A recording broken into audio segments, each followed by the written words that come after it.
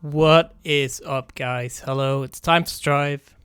It's Monday, feeling the Monday blues. I don't know. I don't even know what, I don't feel days anymore, right? At this point. I don't know if any of you feel the same.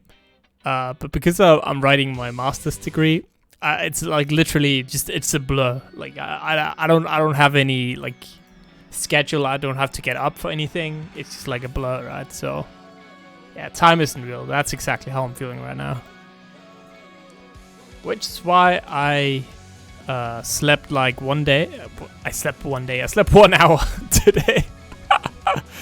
I did like I had to work on my master's thesis. Up all night Andy, and then just had a nap on like one hour. It was good. It's a good nap, but I'm I'll be lying if I've told you I wasn't tired.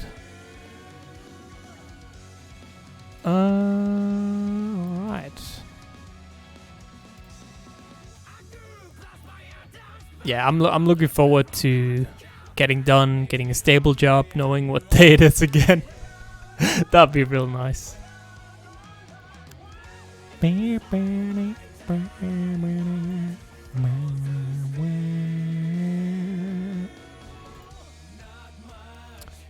So I'm just seeding the final bracket here off camera. That's what you're not seeing.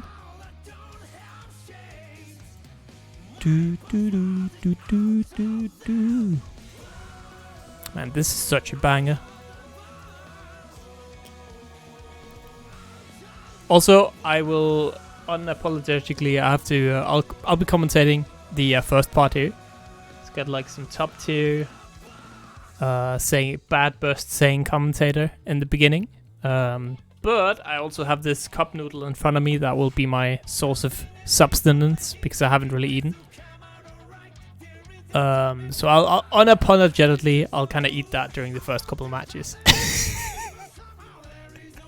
Anyways, we got 3 minutes left for checking in. So let me just see who's not here. So right now we got Carlos and Ace. They're not coming. Noctron. What?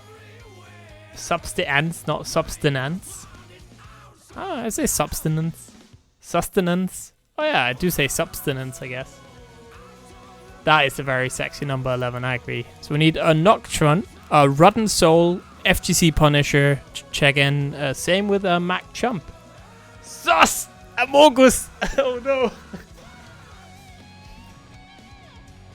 Can't believe it, man. I like that you fought for that joke. By the way, I am finally... Okay, I've been talking about this for a while, right? I don't know if people have been listening, but... Give me a second. I've actually finally kind of decided what emotes I wanted to have commissioned. So that's probably going to be commissioned today or tomorrow. So in like, I don't know, a month or something, I'll have emotes. I got some new... subscriber badges commissioned as well. Those should come along much faster. So that's pretty sick, right? Imagine that. We haven't really had emotes since like ever, right? Apart from the random ones. Hey, what's up, Boone? Actually, this is a perfect stream for you because we're gonna have like, look at this EU top players you probably never heard of in your life, and if you haven't, I'm kind of ashamed. But, in any case, we've got 1 minute left, guys. We still have McChump, Punisher, Rotten Soul, and Noctron not checked in.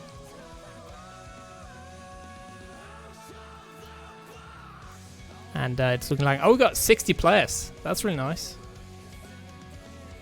For stream matches here, I'm just kind of looking before we get DQs going. But I definitely want... This is a Danish player that I want on today because I've been dodging locals. He's like the best Danish player I think we have, Lasse. And I've literally been dodging locals every time he's there. Not on purpose. And he's like 12 years old anyways, right? And I don't play this game anyway, so it doesn't matter, right? but still, I've never seen him play, and he kind of just beats everyone up. So I'll definitely like to see that. Alright, so this is the final bracket we are gonna have on stream. Let's do Gecko Squirrel, who recently got Celestial by being a coward.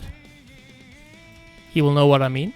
And then we will do Lasso against the SPF. There we go. See yelling in chat. He knows. He knows what he did. All right. Let me just set the round 2 matches as well. Who do I want to see here? Let's oh, Flash No maybe, or I guess Snail Tiger might win.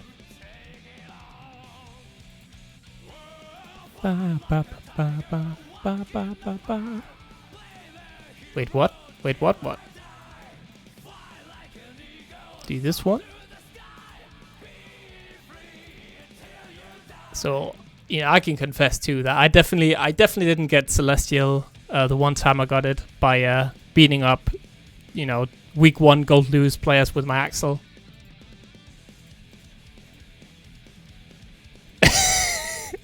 And we got a confession in chat. Holy shit, we could get Moment against Acnologia. Holy fuck, that's gonna be a really good match. I'm just marking everything because I will absolutely forget if I don't do it. As always, if you're off stream, you can already go ahead and play. If you're on stream, just give me 1 sec. I will ping you on Discord.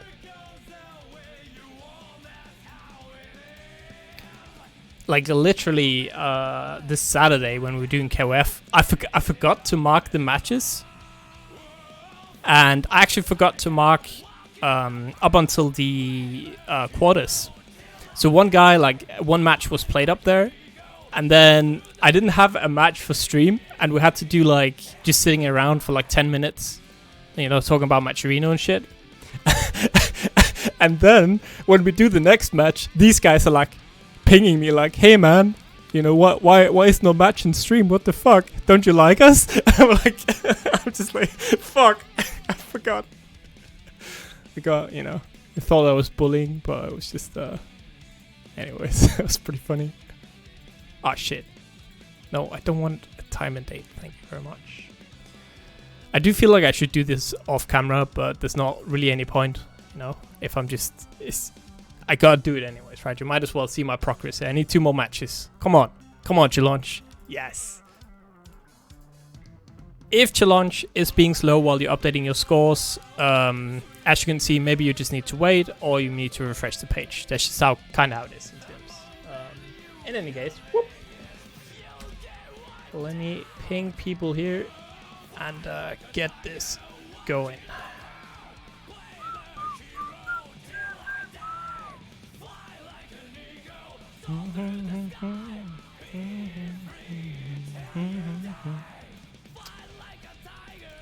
Who is online? Do you sometimes just say stuff? I don't know, I just said who is online. I don't know what that meant, but I said it. It came out of my mouth. That is the code.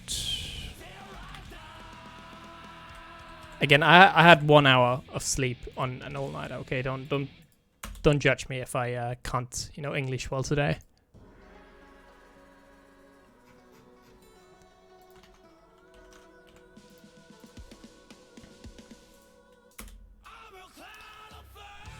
So let me just pick the bracket up here as well. That was good. Good chat command there.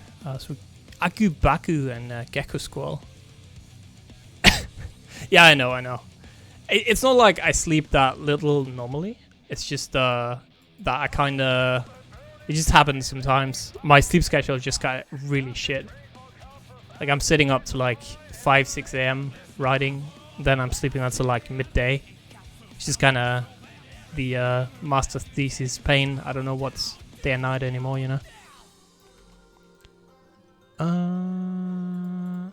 So let me ping... Dude, Gecko is already joining. I didn't even ping. What a legend. Hey, you didn't sign up today, Sin. What the fuck, man?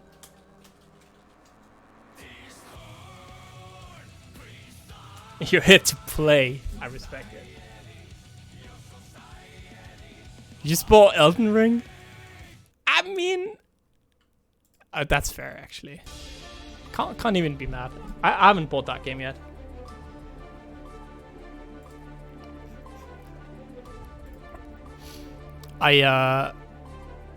You're from the UK, right, Gecko? Also, let me get my camera running. Also, my co-commentator is no-showing right now, so... you might actually get the glorious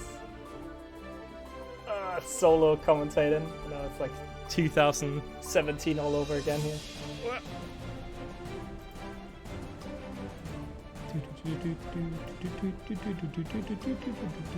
Yo, give me 1 second before you start. Actually, no, you can't start, I guess. Because then just do this off screen. It's good, it's good.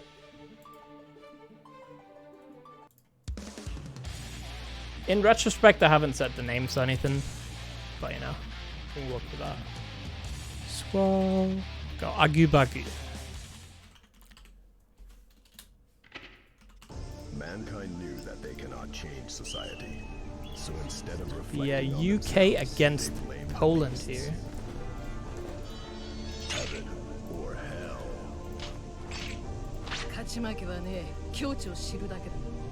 Got a Viking player. Of course, Gecko running that Giovanna. There we go. That's... I actually think we're good. Alright, here we go. First match of tonight. Oh, gets hit. I wonder how much matchup knowledge Gecko has. Obviously, Viking still rather new. This is a matchup where I really have no idea who's actually winning. Stuck in the corner already. Again, I feel like Gecko Squall is a very emotional player, so definitely if you can get an early lead, he might start sweating. Ooh, big counter hit here. Bah.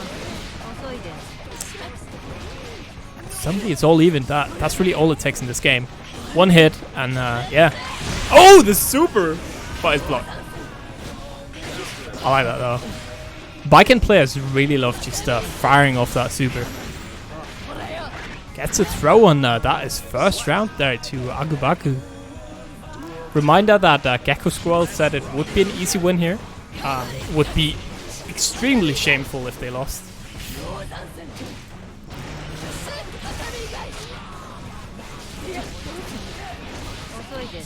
Right, gonna go to the corner.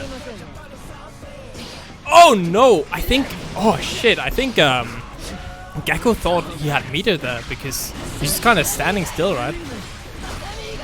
And it was just barely not enough tension for the super. Anyways, gets a super there. So who even cares about that? Ooh.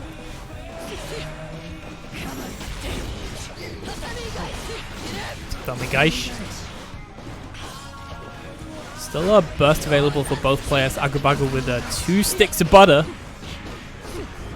Oh yeah, JTT, if you're not on stream, you can just go ahead and play. No problem. Oh shit, the reversal super, is that gonna work? It is! Oh my god. Oh, the burst. Really good burst there. Stays alive. The super, and it's 1-1. Yeah, so JTT, if you're not on stream, you can just go ahead and play. You can just play all the matches until you inevitably are out of the tournament or on stream.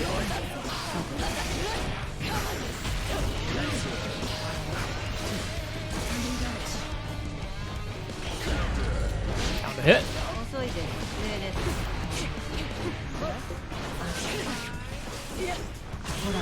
Again then. Oh, cancel it. Gotta respect that.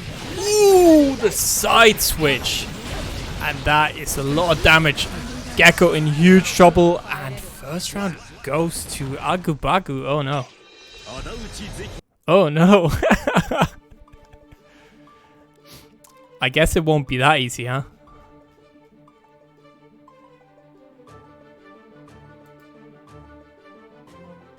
Ba, ba, ba, ba, ba, ba.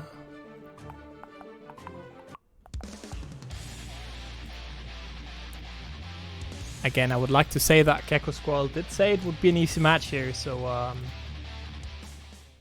it's looking like it won't be. Mankind knew that they cannot Oh, change man. society. Duel 1. Let's rock.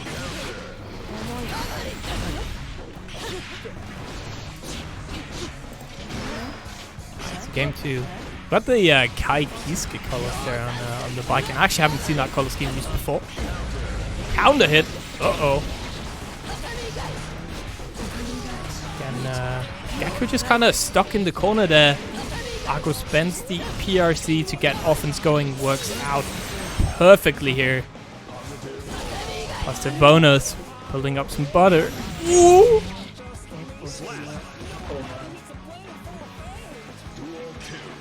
This is rough.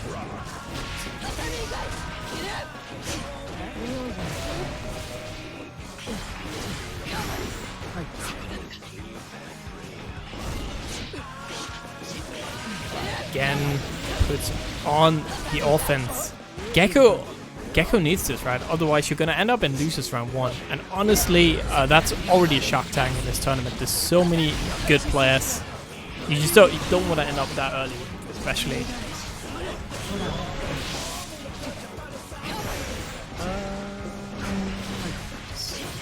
Nice players. That's a 2-0. Shit.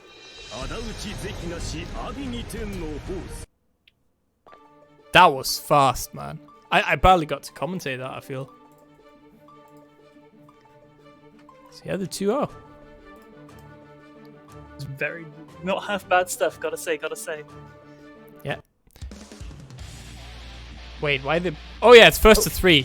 Dude, oh my god, I'm stoned. Stop.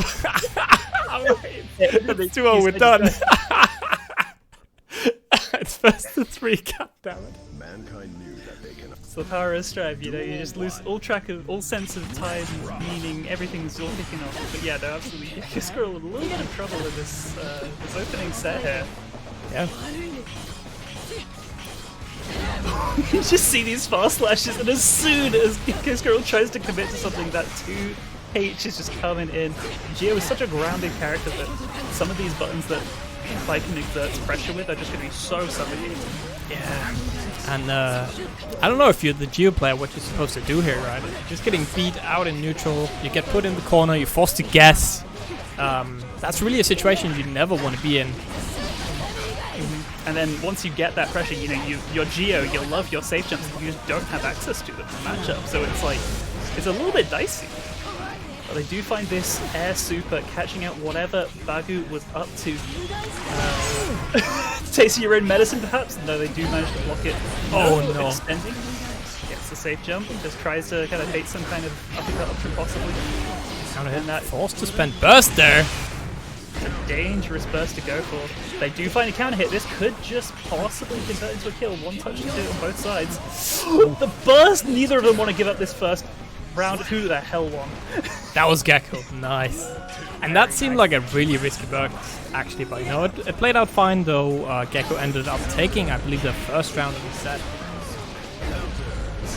That's the, you know, when you're getting into the potential final game, you just do not want to be on that back foot to make all of that ground back. It's just so stressful. I can understand. Oh my god, though! Yeah, we just Dustin and Gecko staying alive here. The magic of the first to 3. couldn't be month one. Couldn't be month one. We're not having that. And you know, we talk about obviously that burst was brave. And you know, there are times, you know, you can make that decision to make that burst, but dear God, you better watch for those overheads as soon as they're gone, because the amount of damage that everyone in this roster has access to once they start popping those overheads with the 5D, it's a death sentence. You see that perfect after all of that momentum.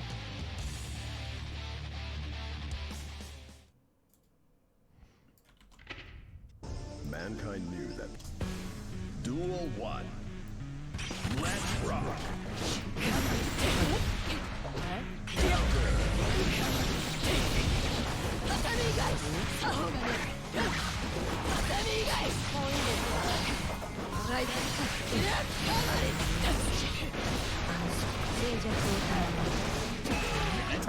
Up there comes the Hiragi very nicely. It hasn't been too much of a prevailing force, honestly, because Agabagu has been so confidently on the offense through most of this set. Yeah. And that's kind of going to be a scary aspect. Is, you know, I want to, Gecko Story, you want to push as much as you possibly can, but that counter, it's always going to be in your mind. It's going to force you to kind of stagger your pressure in uncomfortable ways.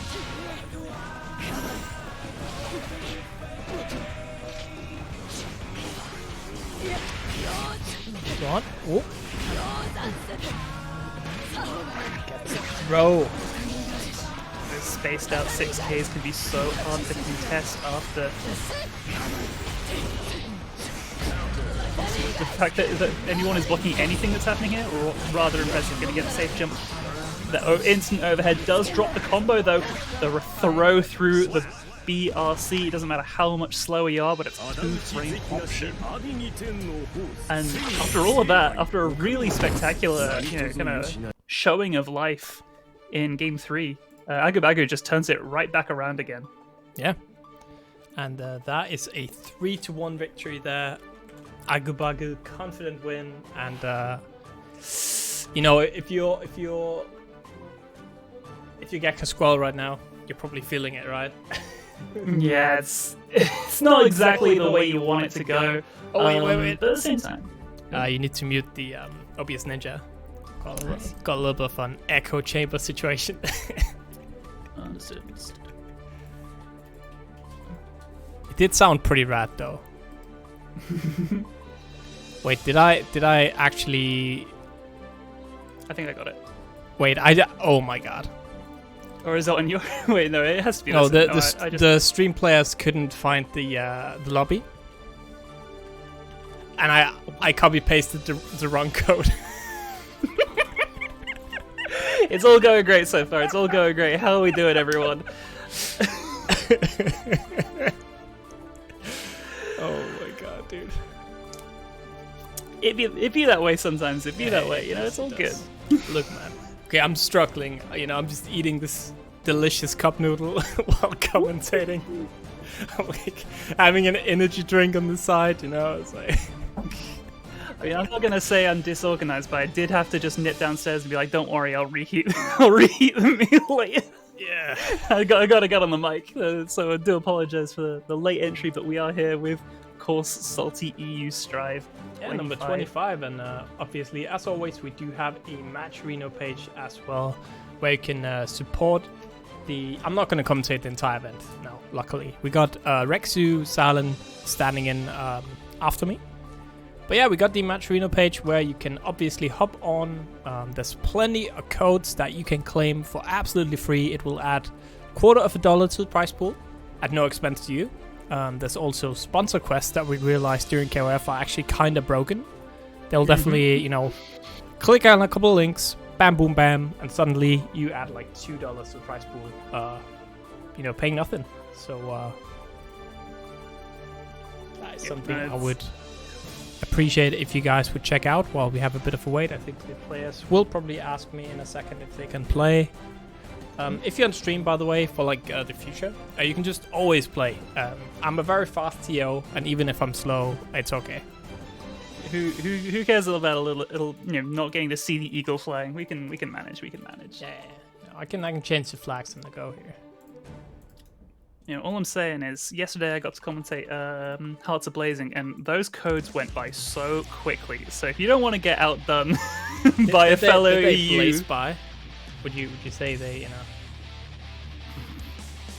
that went by in a blaze?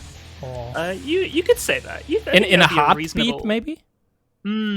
I think either would be not an inappropriate way of phrasing it, but if you wanna kind of show up and be like, SaltyEU is pretty damn good too, then you could do that by supporting the damn Matcherino. I know you could do it. You got the ability. Yeah.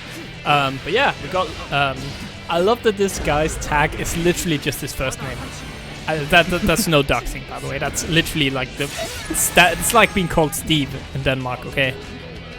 And that's just his tag. I respect that. Absolutely. This is some wild solo energy so far. I'm not. Oh my god! This is I'm flashing back to the beginning of this game, and in all of the best ways, because this is... And just as I say that, we immediately see something incredibly crisp in exchange. Go for that Viper follow-up, and that the counter. Yeah, doesn't quite get the conversion on that counter hit. You get so much reward in corner carry there. And I would like to point out as well that he is rocking the Danish national colors, the red and white there. What a beautiful color for that Soul, and what a quick first match here. Yeah, very, very dominating. Like, SBF didn't really get much of an opportunity to kind of demonstrate very much. Yeah. So, I don't know if you heard, but he's like 16 years old or something. He's very young. Oh, I see. You know, back where I come from, or my roots, you know, back over in like the Smash scene, that's usually a sign of terror. You fight against like a 14-year-old or a 16-year-old, you're like, oh, I'm about to lose. It's all over. They got them young people reactions. It's the worst, actually, right? If you win, you're a bully, and if you lose, well, you just lost to a child. there's no win situation. It's dire. I still get bullied, by the way, by the rest of the Danish FGC because I, in a serious team tournament, beat up 2 kids. You can't be doing that. No, you gotta throw that stuff. Oh my lord, that was a really expensive combo, especially to not even get the PLC full up afterwards. Yeah, ooh, but doesn't matter if you get the big counter hit here. SBF in huge trouble. Yeah, just like,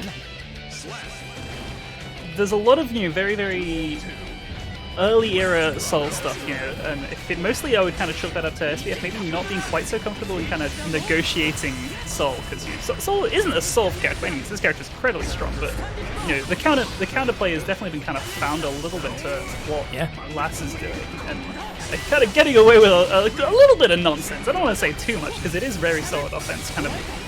At its core. Yeah, you know what one could say, right? In the beginning, he was definitely really bad to play against, but now we kind of realized he's not such a bad guy as we thought. Mm-hmm. You can definitely play against him. Okay, final mix here was for breakfast. Oh, nothing just to back that. Yeah, that's the thing. You're back in. It was a DP follow-up, so you have to reset back to the neutral rather than get any some kind of cheeky knockdowns. But SBF manages to keep that distance. One thing I do have to say that Lass has been doing really nicely is using the 2S to kind of play that footsie game. Kais kind of feel like they get the autopilot sometimes in the neutral versus Soul because they have such bigger buttons, but that 2S, ever since they changed it, has been an absolute thorn in the side there. Yeah. Okay, gets the burst. Ooh, good confirm, and that leads to a lot of damage here. I'll bump down 2. The wake up slide, the audacity. It is a 5-frame option though, so you know what? Sometimes you just gotta, just gonna pull it out. You do have the burst, right? If it gets blocked, worst case scenario, you burst, back to neutral. There we go though, burst spend. Oh, spent his only stick of butter on the PSC there. Ooh, whiff! That is huge. If you'd had the bar, you would have won, but they still win regardless. The run-up throw. There's so many options that covers in that situation. There was a slight delay as well, it looked like, just in case the backdash came out. That was a really, really well-played game from SBF. It kind of felt like they didn't have too much control a lot of the time, but they just got in the hits they needed, and the damage just kind of racked up out of nowhere. Yeah, and, Lasse going for the patented Danish DP there. The whiffing DP into getting punished. I respect it though. Absolutely. It may be a Danish thing, but all Soul players at least are buffering throw behind all of those DPs. It's basically counts as an option select, right? Yeah.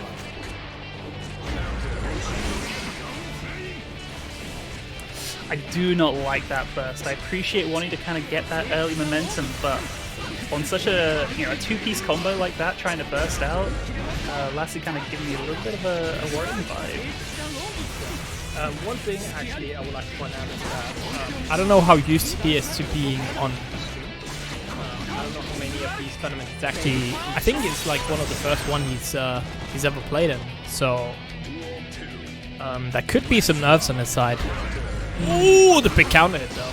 Yeah, I would fully, in contrast, yeah, I fully understand that burst. Because, you know, you do not want to be in that hard knockdown situation. That means a close slash right in the gut, and there is no right answer.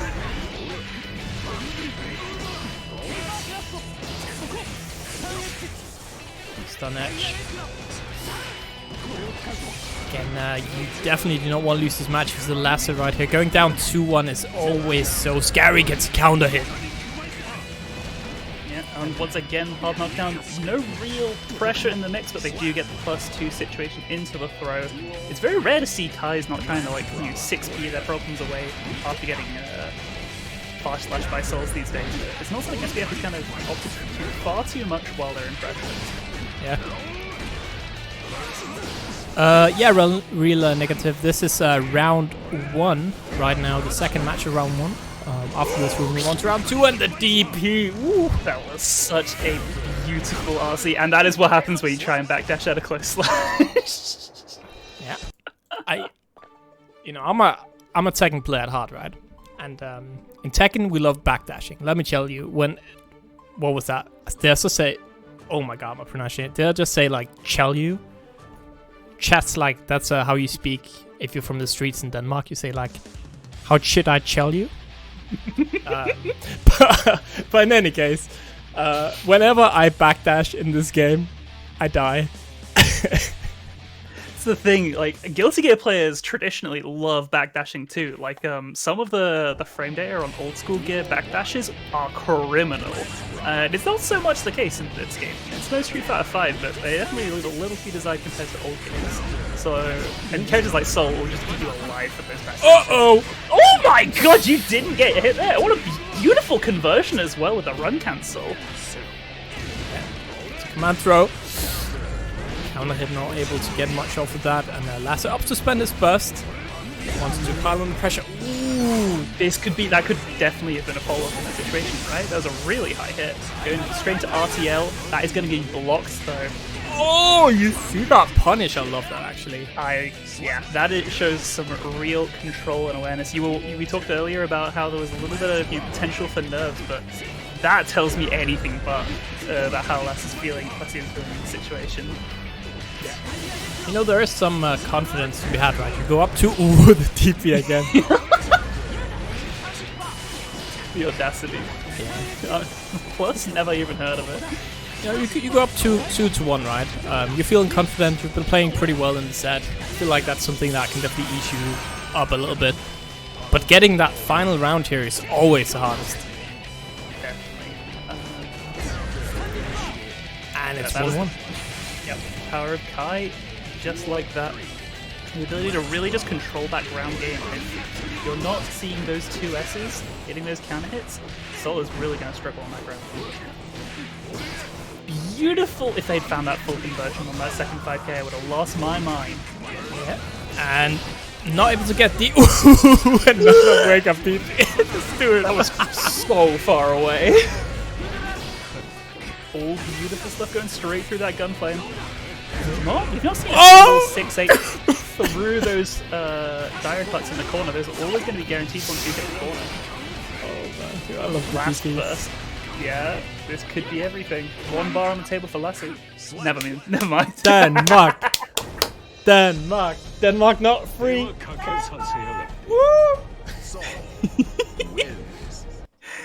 The power of the run up with that fast slash covering so much space in such a little amount of time.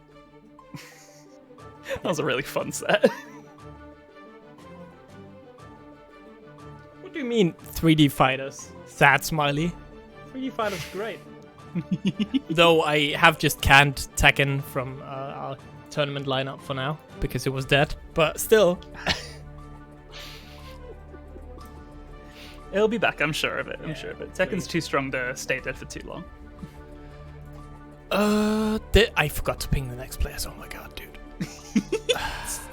It was far too engaging of a set. It's all perfectly outside. I was so busy rooting for Denmark, you know. Also, I realize every week that I desperately need a haircut, but I don't really go outside, so it's very hard getting a haircut.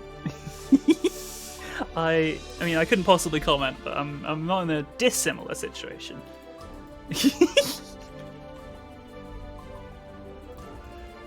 But looking like it looks like the 2 players are here, so shouldn't take too long. Ooh, very nice turnaround. We're here for it. We are getting.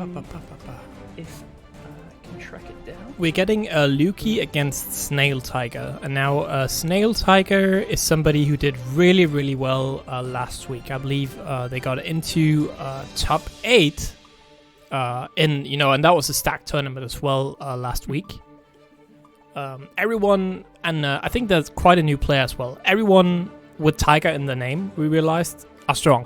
So if you want to win, you got to put Tiger in that name. It's the power of the eye patch. The Tiger aesthetic in all fighting games is just a very, very powerful kind of symbol. I know Lukey is a Leo player from the UK. Or at least they were Leo last time I saw. It's been a little while, but last I checked, they were a pretty damn solid player, so it'll be interesting to see how they're doing. I don't know how much they've played since I saw them, but I definitely saw some really nice stuff last time I had the joy of commentating them, so I'm looking for more of the same. Yeah. Let me see here, actually. I can just check, right, what we got on the top 8. Last week we had... Surely he did not play Anji right last week. Oh, he just finished right outside the top 8. He must have been 9th place then. Dang.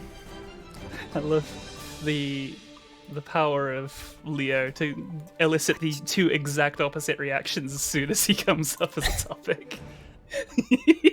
I mean, does he start B, right?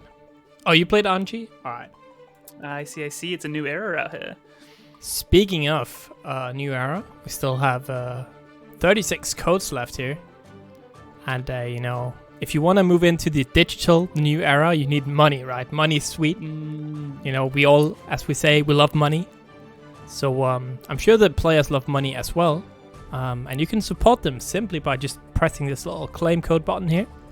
It will give you an opportunity to log in with one of many different social medias. You can just pick and choose if you don't have an account. You probably have a Twitch account, right? And after you're logged in, pressing this button will just add $0.25 to the prize pool for free, as you can see somebody in chat is doing right now. Thank you, Agubaku Nel Kyle, the real negative as well.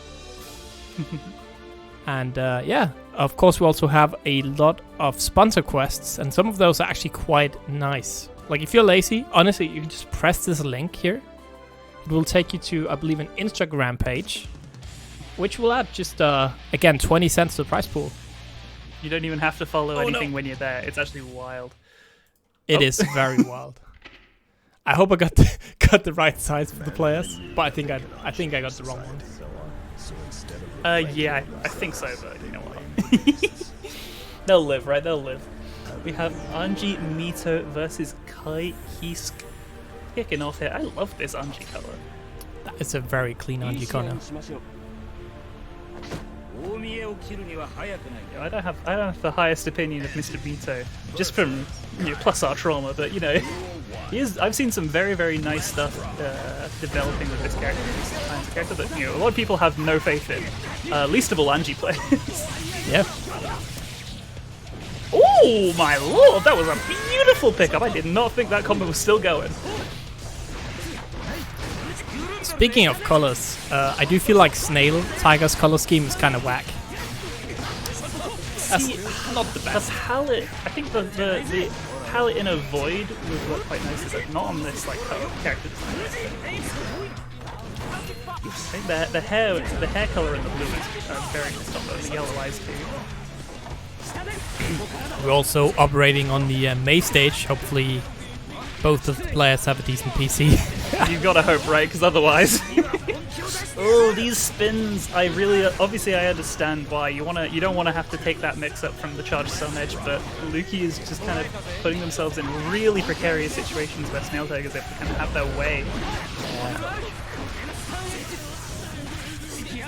So, spin is obviously a really good move, right? But it's just something that you can't abuse too much, especially in a matchup like Kai. Okay, we get the super.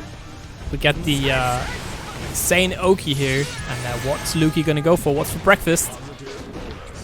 He's gonna go straight into that 6H into getting thrown. No, these spins have just going a little too long. I would have loved to have seen like a fake out into a Fujin there. But this is a huge counter hit. This could actually just be the kill. The burst is ready. You've got to try and play around it. Acknowledge, yeah, it's going to be a Dokuno against the Trikisa after this. So you got a bit of time. Yeah, I feel like Luki pushed a little bit too hard to try and take that round. They had a lot of momentum on their side, but spending that additional bar to extend there rather than just allowing it to reset. Appreciate you don't want to have to reset to neutral versus Kai if you can avoid it, but no resources to speak of. Yeah, gonna go into round 2 here. Obviously, you can see Luki is a level 600, so not a new player by any means, but still maybe in regards to the life cycle of the game, maybe rather new on Anji. Yeah, like it isn't an insignificant amount of time playing to get to level 600, but when you're comparing it to the level 2000 that Snail Tiger's got, you're like, okay, you get a pretty good kind of read on the situation. Yeah. Again, really good air-to-air jabs there from Snail Tiger. Just I feel like he gets that every time. Uh-oh. It really is kind of how you have to negotiate Ko as well. As an anti-air, it's a very awkward thing to respond to sometimes, just because they keep air a bit. They kind of keep their air action afterwards. So yeah, getting a little bit greedy, I agree. But, at one point you're like, if you're not winning, you can definitely feel a little bit of an urgency, right, to do something to get that hit in. And once you feel that urgency, that's usually when you lose. It sets you're setting yourself up for the fall at that point, because you feel like you've got to make some change, and it is true you do, but like the immediate reward isn't necessarily the way.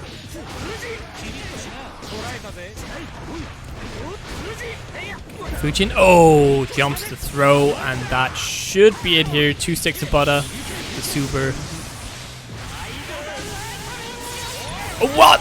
That's the worst scaled combo I've seen in my life. What? Yeah, that wasn't exactly ideal, but it's going to be so hard to come back. Although, it's a huge opportunity. Oh, he didn't super. Oh, no! That means we reset to neutral.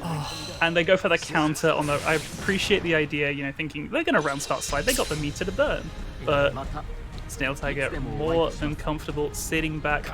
That was... Luki just enough rope. That was just tragic, that exchange, right?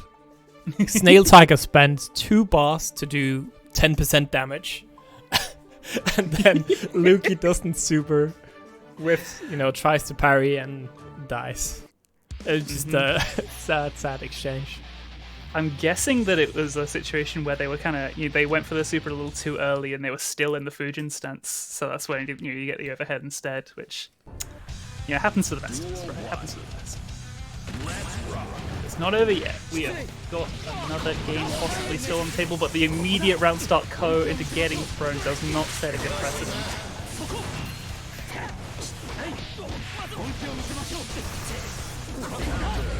Again, jumps to throw. They have not been... These throws have just not been working out for Luki, and they haven't got the bar to ever PRC them in reaction to these jumps either. So they're just kind of getting eaten out live a little bit. Perfect on the board for Snail Tiger. Yeah. And we can kind of see, Luki tries to use the spins, but I feel like it's not really on the ground that Snail Tiger is winning. Well, he also is winning on the ground, but I feel like it really is in the air that he does most of his work, right? The empty jumping, getting those whiff punishes, and just the anti-airs, and look at that, the pressure! 6P. Potentially a little bit of disrespect here with these charge stun edges, but at the same time, Luki clearly has not found an answer for it, and at some point that's just kind of how it's going to be, a double perfect to close out. Yeah, and convincing win there, and yeah. Man, I feel like the next match is kind of like something we should see later in the bracket. That's going to be hype. We got a Dokuno against a Trikisa, 2 extremely good players from France. That's going to be hype. Absolutely, Trigeezer is a phenomenal player. I've gone to see many, many times, and they never fail to disappoint. There's always something wild going on, right? Yeah, I Something wonder. about crazy, wild soul players from France. And Trigeezer is somebody who has gotten quite a lot of top 8s in Salty, while Dokuno is somebody who's gotten quite a lot of top 16, right? Just barely outside of top 8. So some of these matches are very exciting where you just kind of like, oh, yeah, things started. Especially it's like France against France, so you assume that they do have some matchup knowledge against each other. It's almost the same level, yeah. Yeah, and Leo Sol is a slightly strange matchup because it's one of those rare ones where Sol doesn't get to dictate the pace nearly as much in terms of how he structures his offense. Just that power and the range of that uppercut, and a complete shutdown of gunplay a lot of the time. Oh, unless you just get those counter hit 6S is the reward on this thing. It's just ludicrous. There's going to be a dash up straight into that Tyrant Rave. Positive bonus, and if you're Dokuno, that's not a place you want to be, or the names are switched even. The audacity. They were so ready for that either wake up DP or that wake up 5k, went for that parry. Trigeezer sticking to their guns and just tapping them on the chin. Actually, that's the back of the head. That's dangerous. Right, good damage to mix here. Single hit into super for a wall break. This is going to be huge damage. Unscaled as hell. Dokuno just looking in complete control here. Trigeezer tries to get something going. Probably not going to spend burst. Yeah, you just cannot structure your pressure the way you want to. If you leave a gap, they can just DP through. That's the power of the flash kick. God Flames there, trying to get that neutral control, but the absurdity of Leo's fireball. That means you can control neutral at that range. Yeah. Usually when you see Souls using Gunflame in this matchup, it's trying to beg the Leo to top the fireball. Because if you don't have meter as Leo and you're throwing those fireballs, that is prime Night Raid Vortex territory.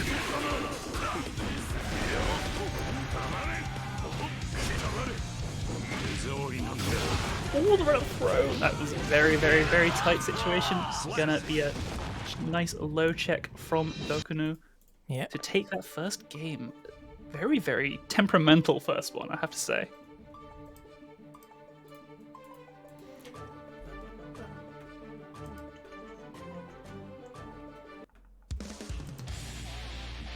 And, yeah, so there we see again Dokuno with the first win. Maybe a little bit the underdog, but maybe not, right? That's why I said I think this match this early is kind of crazy. I definitely agree with that. These two players are phenomenal. This is like, what, round 2? Round 3? It's round 2. Yeah, that's wild. And as well as that damage, the power of 6S combos from Soul. If you get counter hit by that move, you are actually just in a world of pain. Yeah. Uh-oh. That could be a kill if they choose not to burst. And they don't, so the super here should do it. It would possibly if we got clean hits, but we got no clean hit on either the Viper or the super. Yeah. Will it kill? I'd be wrong every time. It's usually if you don't have to sit there and stare at Soul in the hit stop of the uppercut for a million years. Usually the combo's not going to not kill. Like this. Oh, but this will! Oh no. That's twice now we've seen the single hit wall splat from Dokuno, and it just does so much damage. Into the corner. Oh, the backdash through the 5D. That is a bold choice, but no real punish either from Trigeezer. Yep. Ooh. No, what a crap punish! That's so unfortunate for Trigeezer. You can get so much in that situation. In with the PRC for OS timing, it looked like very strange stuff from Dokkan. Yeah, it's just really a string of kind of unfortunate incidents here. Yeah, Trakiza got the frame trap with the JPs, but then they also didn't convert the combo into the close slash. Very, very messy game, that one, especially that second round. Yeah, and that means now that Dokuno goes up to a comfortable 2-0 here. Obviously, the winner of this match will move on to winners top 32. So there's going to be a lot of sharks waiting there. Yeah, statistically, there are going to be more players in losers than there are going to be in winners. And you really don't see... there are no slouches in this tournament. Everyone is really quite scary. So you just want to stay above water as long as possible. Beautiful block. Unfortunately, blocking is only half the puzzle. A little bit too far to get that Night Raid Vortex.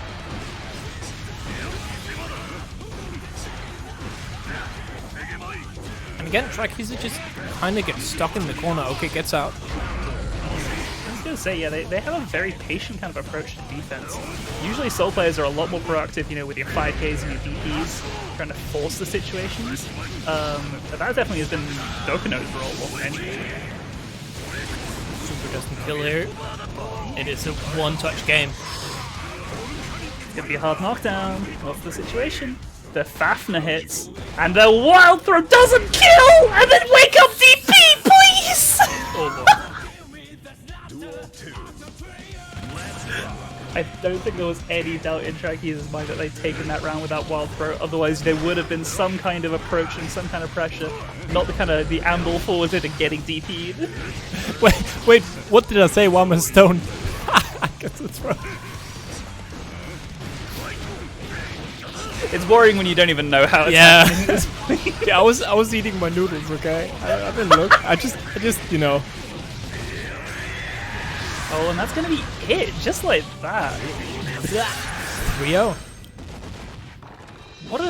What a wild ride of a 3-0. Like, Trakiza, every time Trakiza got a counter hit, it felt like Dokuno's entire life was over, but Dokuno would just kind of shake it off and just keep winning interactions at a way higher rate than what Trakiza was.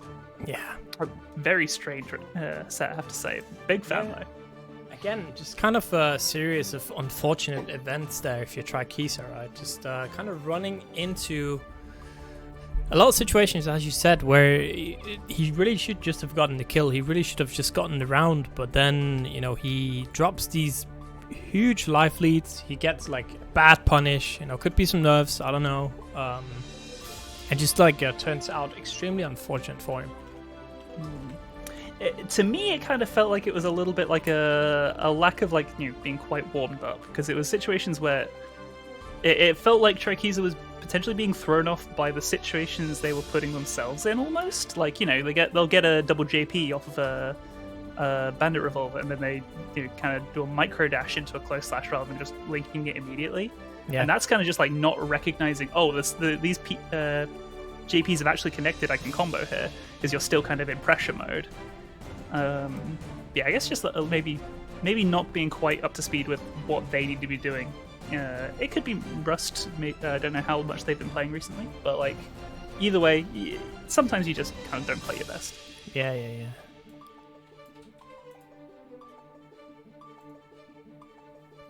And I think we got Satovan up against the Ice Racer now. Satovan obviously needs no introduction. Ice Racer, extremely good May player from France.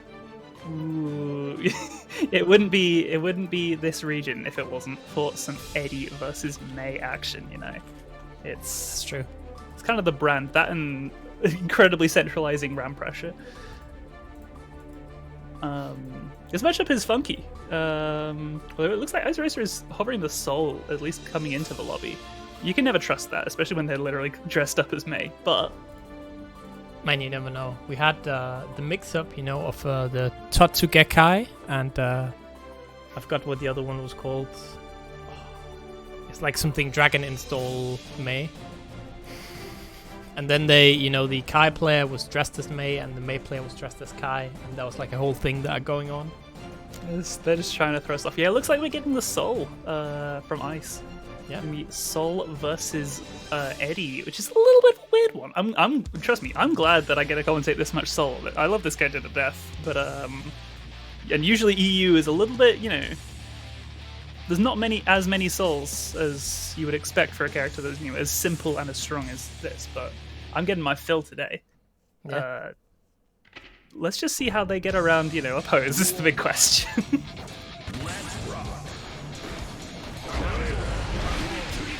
I mean, that's not a bad start. Finding immediate counter hit, fast slash, getting a nice healthy chunk of damage. Nothing too much. But here comes the oppose in the corner pressure options. All in the world. Yeah. They're just forced to spend the burst very early here. Sometimes it's easy to forget that there's that cross-up angle on the JK, because Lord knows you get barely anything from it, but it did force that advantage on panic situation. They had to kind of escape out. Sliding on into the shark tank. When he comes out. Forced to back a little bit. Ooh, the counter hit. Oh, it's the fake overhead attempt straight into the low. It looks like they've kind of got a little bit of control now back on the screen. Kind of just exerting their pressure, running their stuff, trying to keep Eddie as healthy as possible.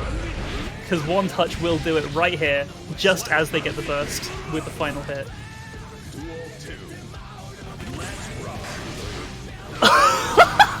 Oh, damn! Sure, why not, you know? Okay. Just go for it, right? Okay. Go for it. Yeah, why not, right? No cancel into either 2D or 6S following that situation, but that is going to be a wall flat for the 6S. That's so much damage. Zalvan on the verge of dropping this first game in this set to Ice Racer. Yeah, and that would be quite a surprise here. Satwan, obviously, one of the players that usually runs in the better half of top 8. Yeah, it's usually a pretty comfortable run, all things being equal. Like, oh my god! Just do it. And what am I seeing in chat? Orochi beat Uriel? Damn, what an upset. That's a mad one. That's a huge win. What is happening today? Oh, good lord. It's you know, I'm just messing up the flow here. That's why.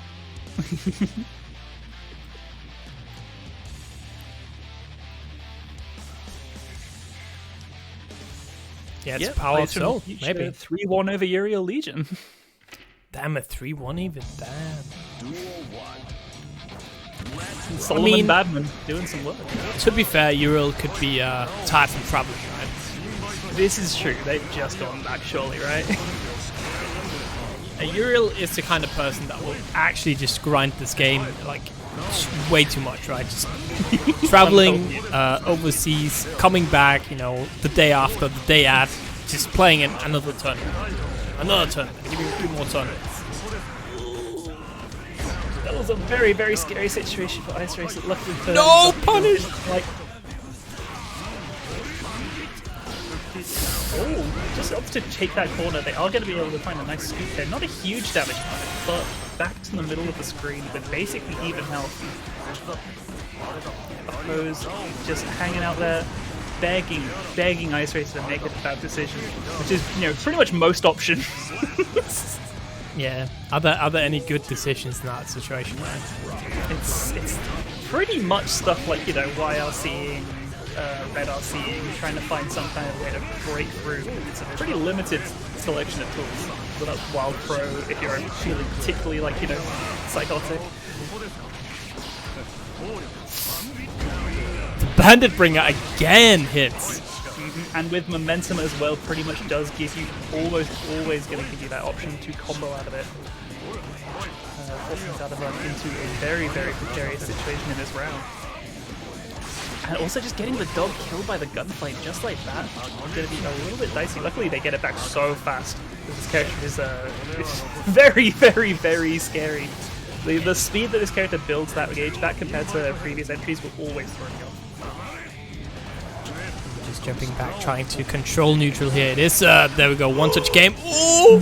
No, not quite one touch due to potential decision-making errors, but Zatavan able to clean up with that 2P. But they're trying to make our hearts race as fast as possible.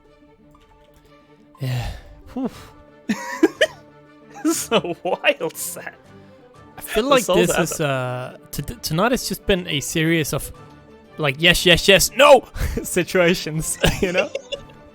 Yeah, there's a fine, comfortable kind of veneer of wonk going on in a lot of these situations. I'm here for it, you know. It's the human element.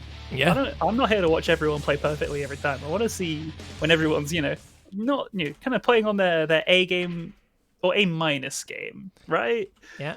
That's what I always say is so fun about the beginner tournament, actually, is that you never know what's going to happen, because these good players, they always tend to, not play to perfection, but you can definitely, there's more of a pattern to how they play because they're so good. But in the beginner tournament, you just never know what's going to happen, so it's just like hype, because you can never count anyone out. But I feel like today's been kind of like that. So many upsets. These bandits feel like they're from an era from before they kind of nerfed Air Bandit, right? Where it's a lot more unsafe on whiff and on landing these days. But Ice Racer is just getting away with murder. Yeah, but who cares, right? If they're all landing, then you don't have to worry about them being unsafe. Oh, there we go. Yeah, they did fix it. That option is back, working as intended. Break the law, breaking under the burst. Satavan gonna take that round very, very nicely.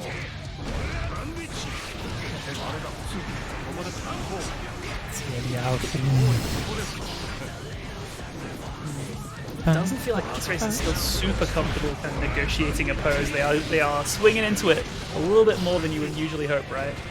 Yeah.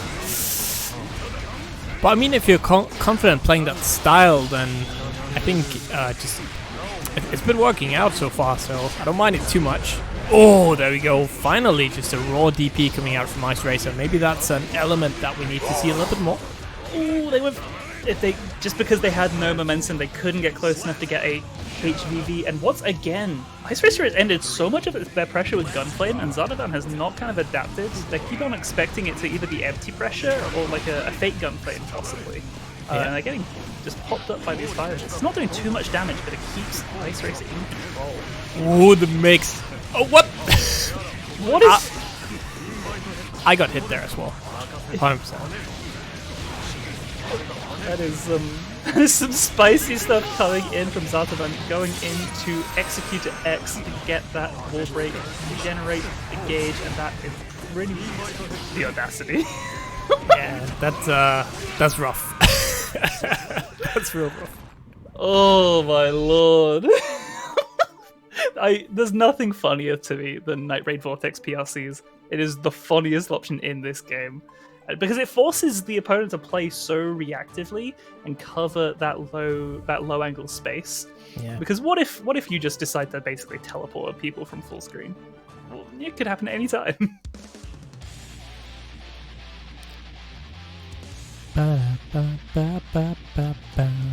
You do love Sky Should Be High. What else? I feel like people who started with Strive cannot play with Sky Should Be High as the backing music, just because they know it as the Eagle music. I'm like, it's such a banger in its own right. It is. I feel like, maybe people will hate me here, but I actually feel like the Strive soundtrack in general has a lot of bangers. I feel like people always say, the lyrics throwing them off, the songs are not that good, but I'll be 100%. The Strive soundtrack, production quality wise, is just leagues and bounds above any of the previous games. Yes. Like, I love the Exiled soundtrack, and I love the Plus R soundtrack way more than I love that. But like the actual production is just completely incomparable. I think I'm in a weird camp where I never cared for the Exert soundtrack at all. I thought it was quite bland, but maybe that's just me. Yeah, there's definitely a little bit less of a kind of identity on the song-to-song basis. There are some, but like... Who the fuck says that? A lot of people say that. Oh man, Ice Racer in huge trouble. No meter to FD, and there we go. It's scary how much that is becoming the kind of the way Zato's and Eddie's kind of like closing out their games. I'm just gonna chip you for 10 seconds here because I've got the meter to soar 2 per if you somehow don't die. Yeah, just force hold down back, gets hit by the mix again. I feel like that's the same mix we've seen quite often here, and Ice Racer kind of eating it. But we are playing Soul. We got that damage. Get the corner. The Gold Burst does get blocked, but no punish. A little bit too far to get that fast slash because it's pretty much exactly the frame that you need to punish the Gold Burst. So if you're too far, the overhead gets fuzzy blocked. I love the chicken guard. All right, we're staying alive. Tries the dust, not working out. That's gonna be it. it.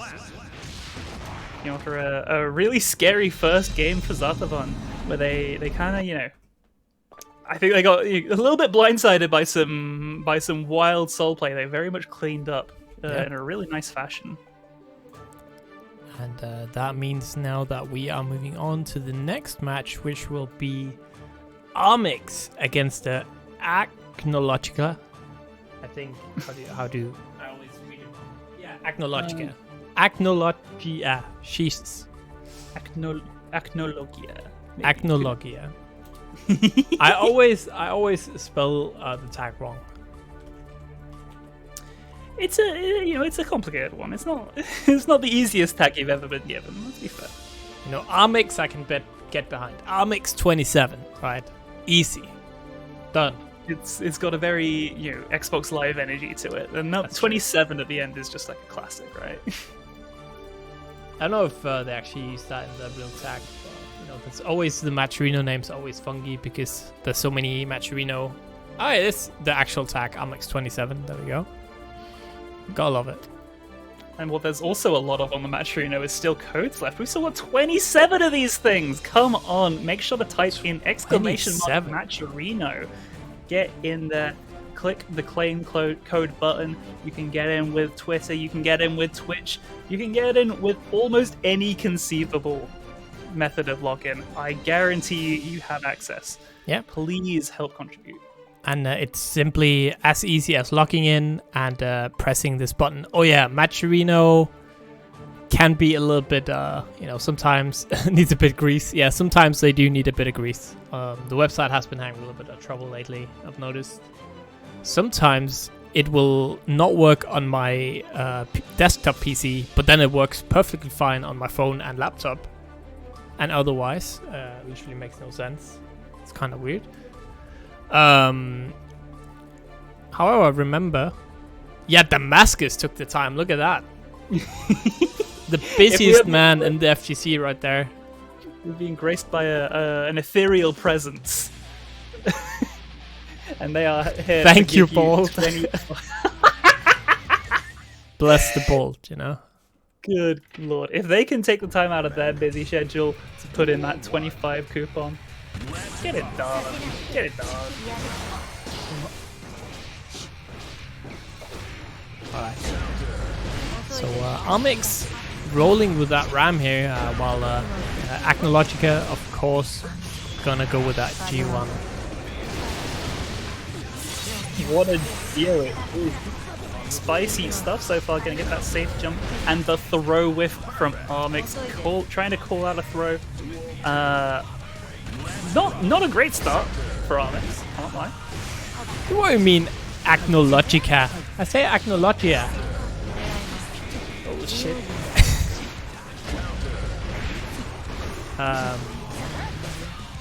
Wait. Michelle is trying to make me order Vietnamese food. Yeah, yo, carry me 1 sec. I got you.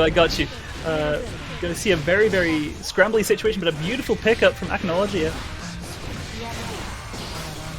Almost gonna find that wall break, but Armix finds a 214H out of damn well nowhere. Gets a full corner conversion, but Acnologia very, very aware, capable of finding the button they needed to escape, but just as quickly Armix able to clean up shop very, very nicely.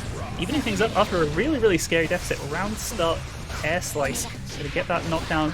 I love Agnologia's awareness and confidence in counter-poking and just pressing buttons in between Armix's pressure. It is so scary to do to Ram, and it is being done masterfully here. Oh, the 6P and the scoop afterwards. That was such a high hit. That 5k conversion coming so naturally. And Agnologia doing some gorgeous stuff with this character. I don't want to, people talk a little bit about how Geo is not exactly the most, complicated character or the most interesting, but this is looking phenomenal. I am loving every second that Agnologia is on screen right now. This is a masterclass in Javana. Yeah, I also think, I do think though, this character has gotten a bit more complicated after the balance changes last time. It used to be a little bit more of a cut and dry character. Now you have to, I think, at least change the playstyle up a lot more than you used to in the past. Yeah, I definitely agree with that. It's a bit of an old hat kind of thing to say, Gears are dry, because they definitely have a lot more going for them in terms of interesting kind of decision making, as you say. Yeah, speaking of dry characters, especially after the last change, we do have a Ram on the other side here, on the right side, that should definitely get nerfed. Both strong and brain dead. And Rexu, if you're in chat, I know you agree with me. Oh, the wake up super, let's go. Yeah, everyone talks mess on Ram until the Mortabata comes out and it's like, yeah, I love it! Yo, some wild offense coming in from Armix. Really just trying to keep a lid on things, but they do accidentally order themselves as a result, and it's going to be a quick, comfortable sequence. What do you say? Oh, they were just talking about how much they really like Ram Valentine. Don't worry about it. I just talked about the great gameplay that we're seeing, and the extreme, mental fortitude it takes to play Ram. Look at that damage! Oh my god! Rush getting blown up by the flip kick, finds the throw. It's going to be an OTG. Tries to bait out that Motobato. I love the use of meter just to try and bait out attempts at whiff punishes. Oh! Oh my lordy. Yeah, you have to burst that. You cannot throw this round away here. Yeah. After that, though. Oh, I feel like that dash was forever. We got the throw, and it's 1-1 here. Very, very nice stuff. Keeping alive is Armix. Still looking really quite nice in what they do. Always worth shouting out when the person who isn't maybe not in the lead is still doing some really gorgeous stuff. Every time Armix has control of the game, they have complete control. That is Ram obviously as a character, but Armix does it in such a It's also Armix as a player, right? Rexu plays Ram, Rexu would go 0-2, right? So we can't just say it's Ram is a good character because it's also the player, right, in this game.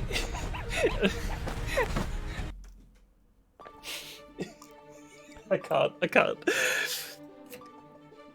And yeah. I'm innocent in this. Anyway,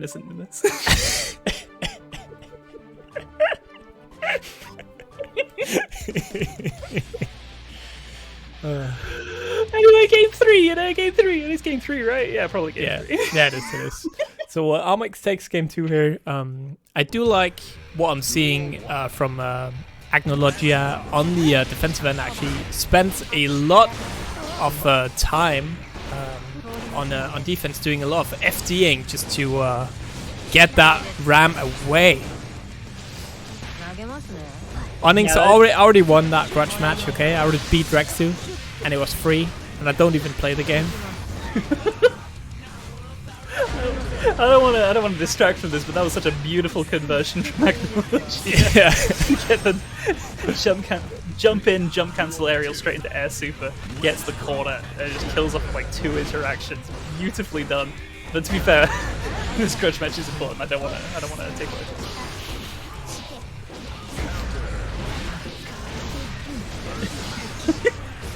Oh, look at that pressure! No way! That's so clean. That's so sick.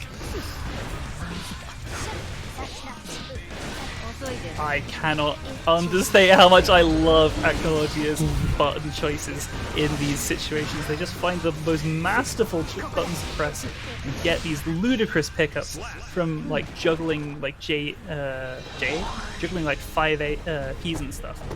Just beautifully done. Giovanna wins.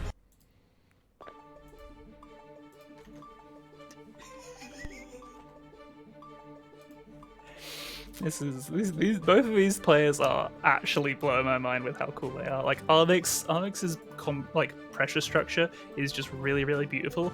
But then like Acnologia's ability to kind of respond to those options consistently is just blowing me away. They're just seeing straight through any kind of gap that Armix is leaving.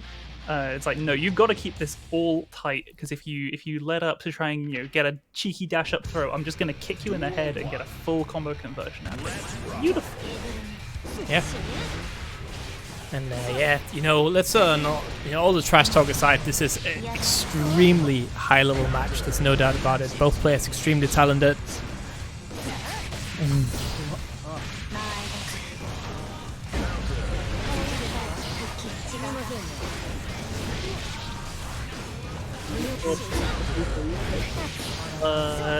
Limited in what your conversions can be until you get that S sword return to you.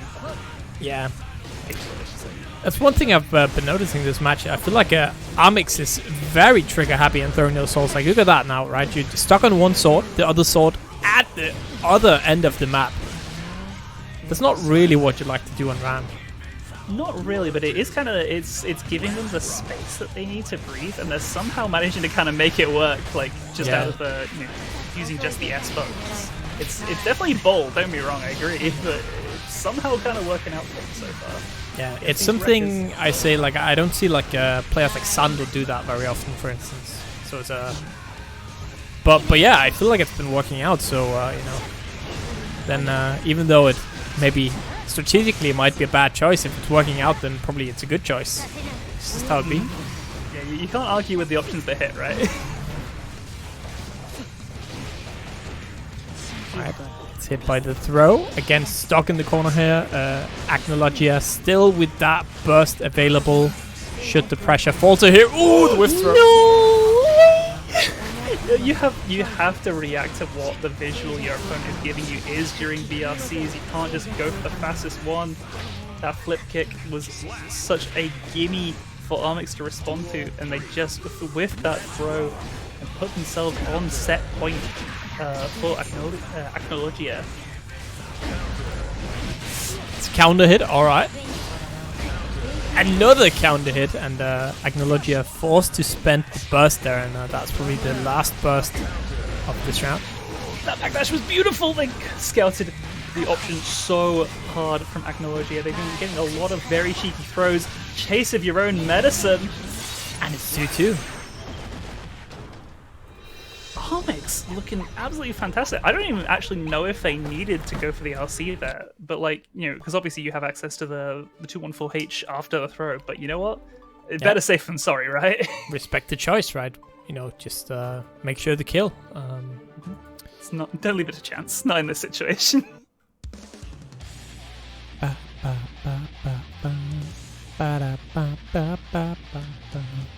course, the winner of this will go on to the winners top 16, where Pinhead is waiting. Oh, I love Pinhead. I don't know who Pinhead would rather face. I do believe both Gio and Ram are not great matchups for Axel, so I think Gio might be slightly better for Axel. I would assume so, yeah, the kind of linear approach game, but it might be Gio based on this initial start in this final game. The instant air JP opening up Armix to a whole world of pain, and the flip kick as well, catching the landing, the perfect going into what once again set point for Acnologia. Yeah. It's looking really good if you're Acnologia here. Gets another early wall break. Look at that. 55%. Find this set, it comes out of damn well nowhere, completely blindsiding Armix. in these neutral engagements, giving so much damage, and it's just one decision away with the amount of meter technology it has available at present. PRC. He's gotta make this combo last as long as possible, because look at that risk gauge. There's just no scaling. Oh, gets a burst. Just barely alive. One touch to do it. The 5P gonna close this set out.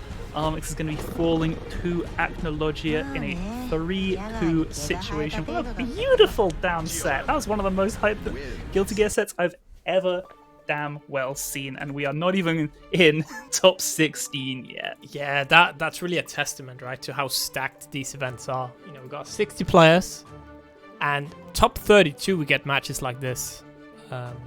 However, we are moving into top 16, which should mean that, you know, pretty much any match from now on is going to be hype. Speaking of hype, we've got one of my favorite players coming up. It is Invalid Value, the Nagoriyuki from Kazakhstan, up against the Snail Tiger.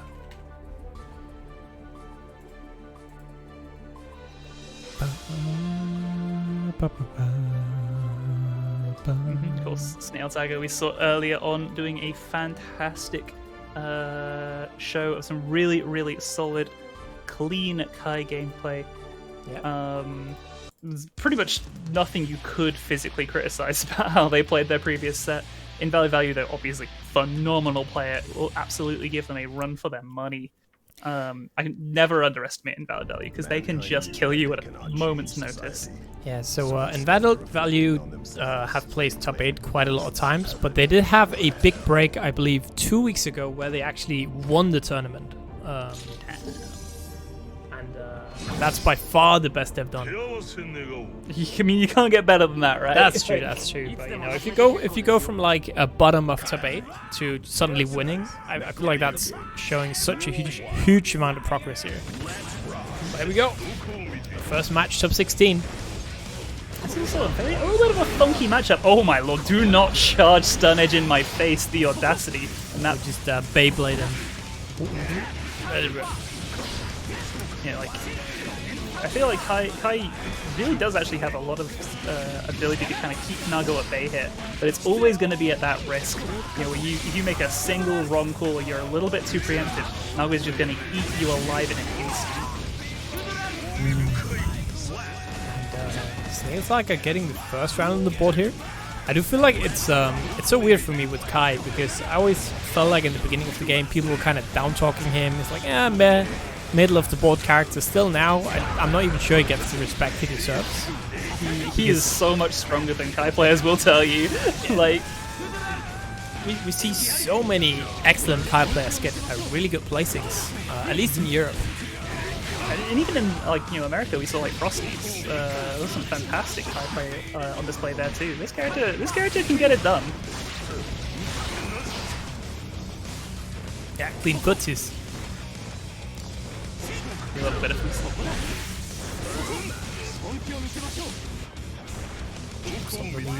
Fireball. Uh-oh, the stun there, but yeah, forced to PRC there, and good with punish.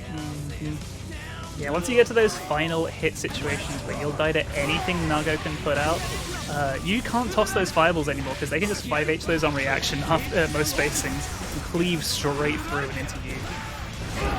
Oh, the counter hit, yeah. You don't want to get counter hit by Nago, right? It's just, even if you're ahead, it's so scary. You just take the entire round back in 1 or 2 hits. Yeah, even on natural hits, Nago will rip you to shreds on a hit. So counter hit, it's a whole other game. But Snail Tiger does keep it together, keep things crisp. They take that first game on Invalid Value. Yeah, again, his Kyle is looking solid. I don't know if you know, chat. In the lore, Kai is actually short. You know, like if you're named Robert, you could get like the pet name of Dick. It's kind of the same here. He's actually called Kyle Kiske in the lore, but you know he shortens it to Kai. So you know, if you don't believe me, you can watch the +R story mode, and it will say that there. You know, Kyle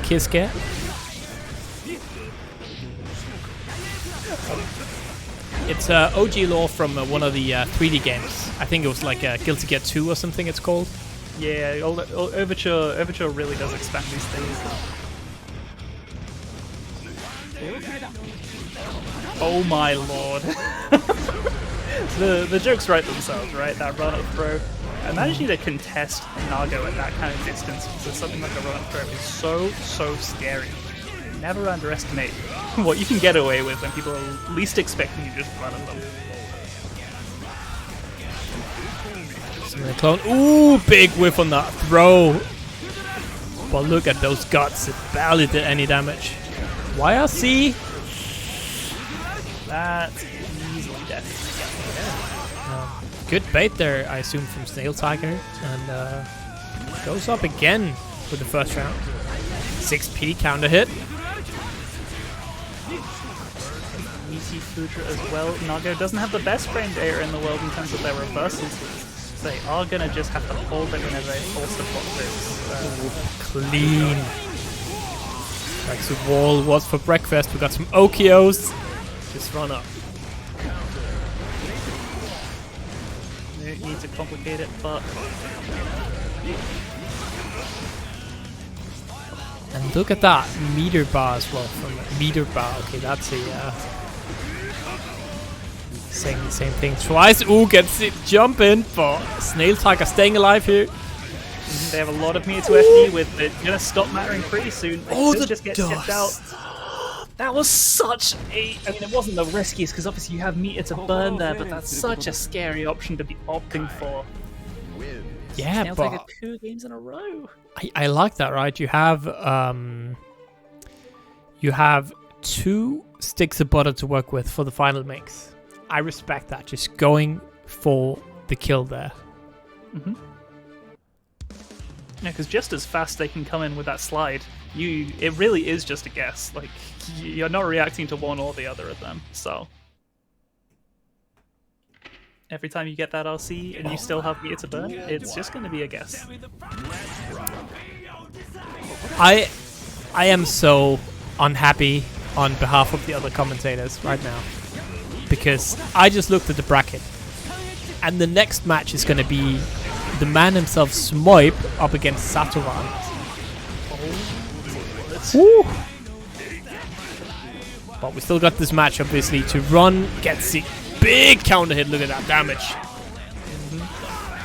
4 hits and just Kai's entire life flashing before his eyes. Yeah. I mean, it is a big sword, right? So. It's a flash of the blade. Okay. There we go. Manages to kill there. Look at that wall carry as well. Mm-hmm. I mean, when you spend all of that much meter, and you know as soon as you stop moving, you're getting popped. You gotta take the full train, the train journey. And it's like an invalid suddenly woke up here. Super. It's maybe the most Nago thing you could expect to see is these kind of turnarounds when they just start hitting those buttons in the neutral and converting in the most disgusting of ways. And it's a throw here. Snail Tiger tries to hang on, but no, gets thrown. And yeah, Invalid Value gets a score on the board here. We have a game. Mm-hmm. Yeah, that was a very convincing performance to be able to like kind of go down 2 games like that and kind of getting a little bit tossed around ever so somewhat by Snail Tiger. Just putting around and be like, no, I just got to get the hits in. If I get these hits, I can get so much more reward than you do. If I just hit the right buttons at the right times and get the right counter hits. Call out your options. Nago is just going to win on damage every time. Yeah.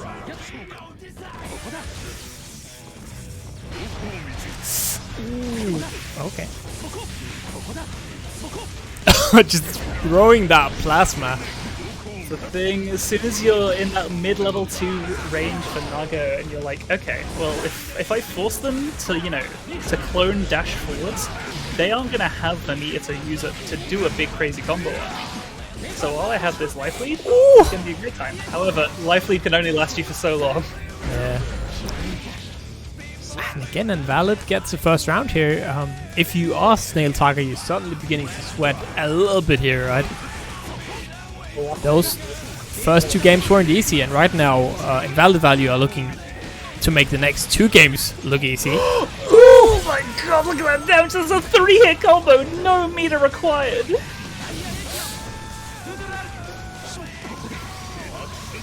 Oh, the PSC battle, love to see it. This game is so wild, oh my god. Straight into that super. That it might actually wall break pretty close. Oh, it didn't even get the full animation, so you get the 6H follow-up. Yeah. I was not expecting to see that there.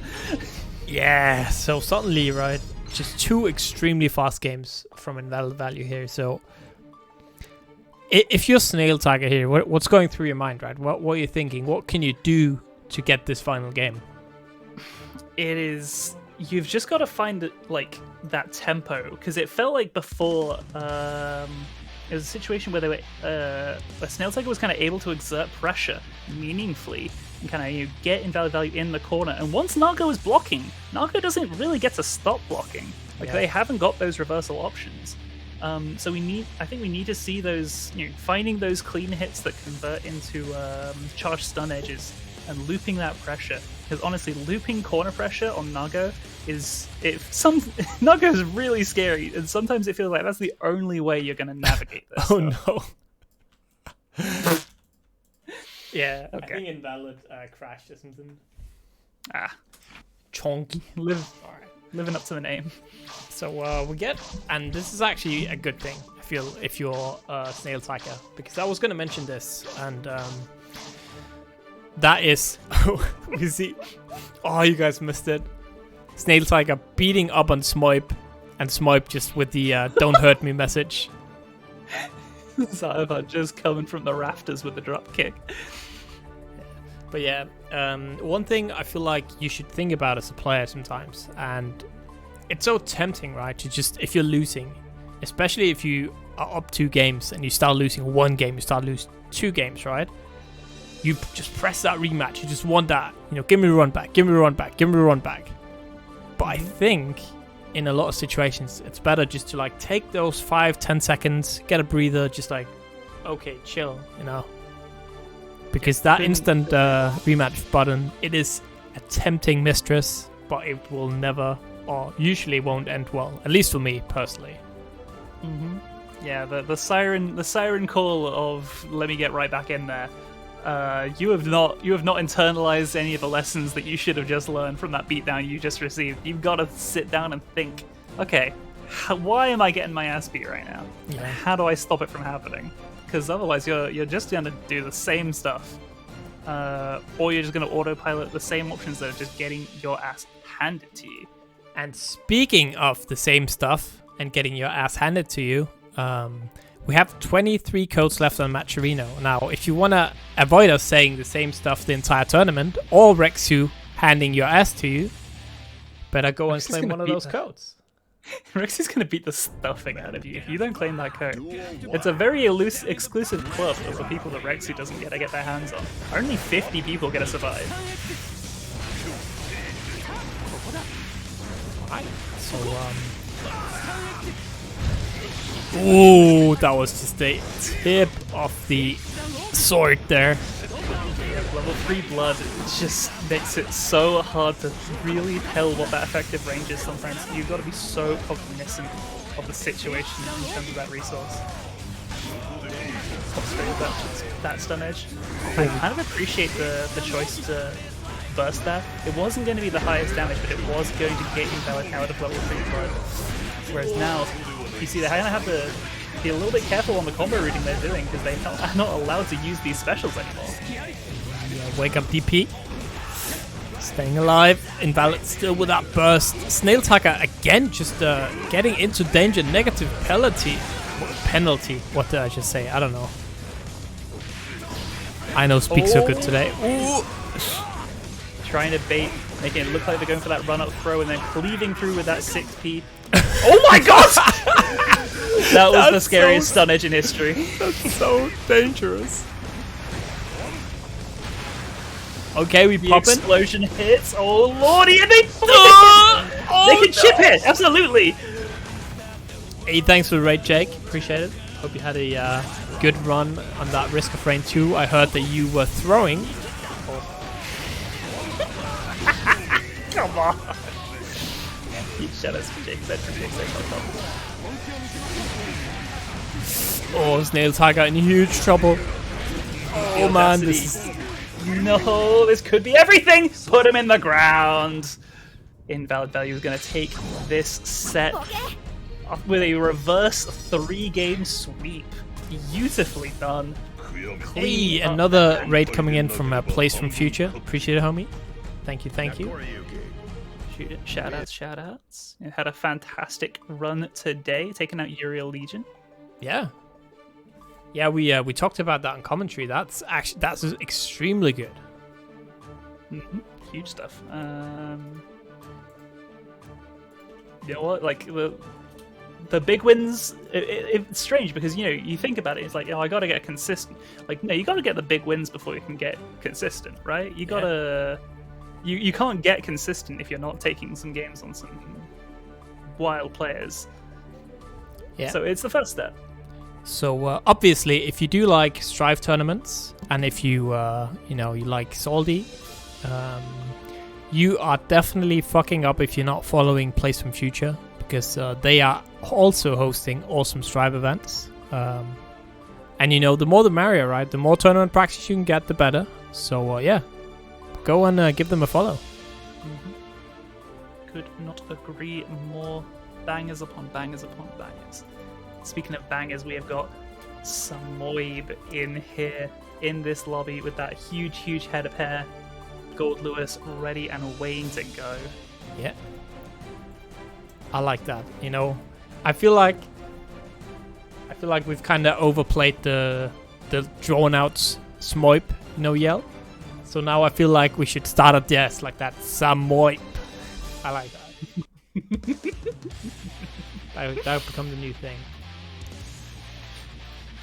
Schmeep. I like that too. Call me Schmeep. Schmeep. Mankind knew that they cannot They are change going to be society. going up against Zatovan. This is 4th seed versus 5th seed. They are exactly where they need to be. Round start fast slash gets a really good situation for Smoid. Honestly, what even is this matchup? Does anyone know? What's the matchup data, right? All I'm seeing is a dog getting shot in the head, just not caring while the post is going.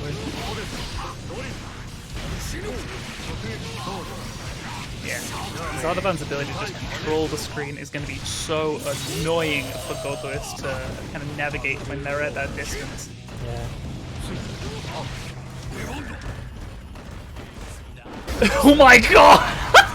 Yeah. Coast to coast, just the largest, most terrifying individual running at you at full pelt, but then there's the Skyfish with the hard knockdown into the throw. Not like this. And the overhit! It's not a big deal.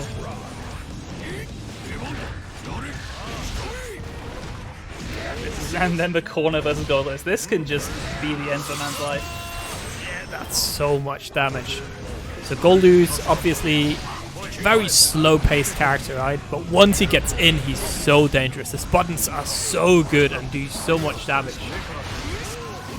Look at that. Beautiful stuff. Hitting that 5k, really, it's the sort of thing where you're not making that up on the fly. You fully understand how that 5k works. Beyond just the visual, you actually understand what that move looks like under the hood, as otherwise you're never picking that option there. I love kind of conversions like that.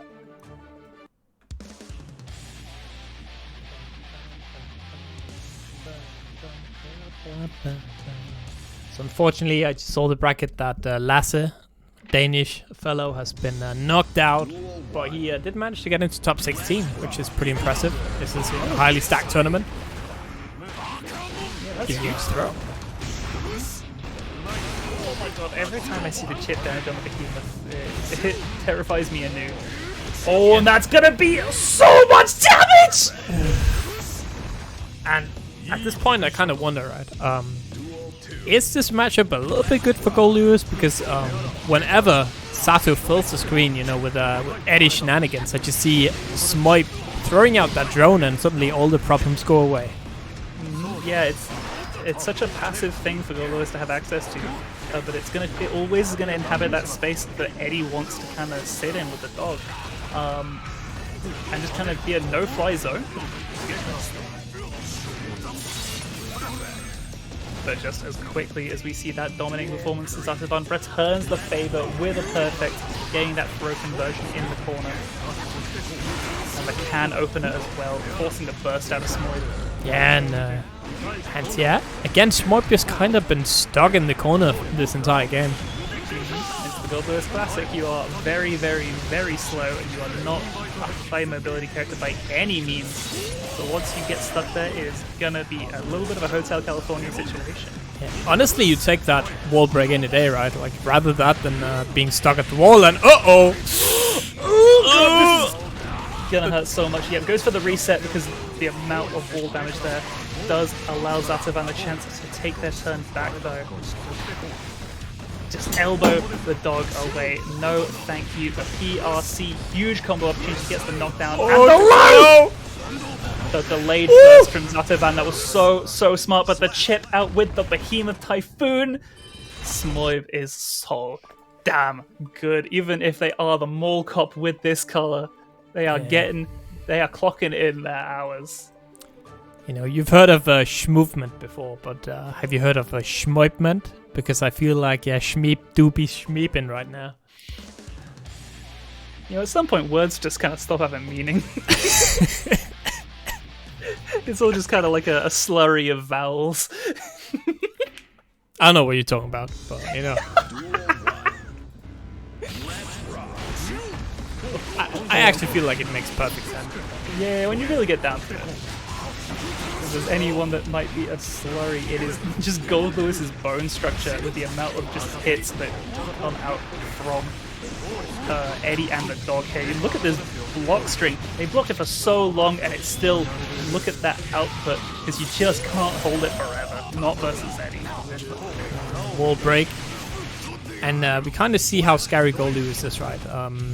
Because Zatavan, obviously, after the super, has extremely good Oki situation after wall break, which is up to stay away, you know. I'm not going anywhere near that Gold Lewis, and look at that damage! That's the thing, these characters honestly don't have entirely incomparable output in terms of just how much they will make you bleed for a single mistake.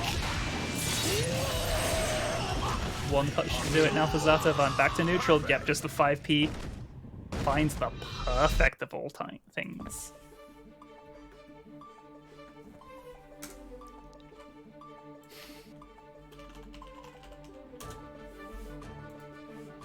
This is a wild set so far. These two are just ripping each other to shreds given a single opportunity.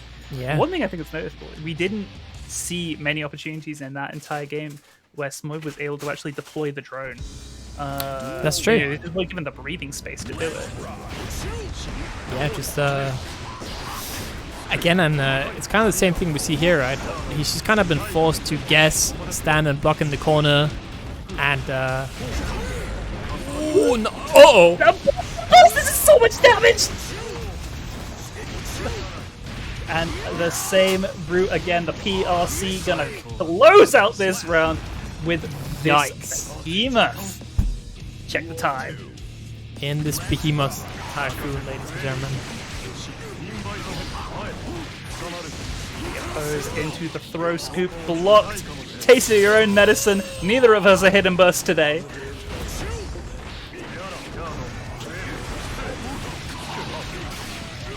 Oh my lord, the layers upon layers of this mix is truly dastardly. Zatavan finding a perfect.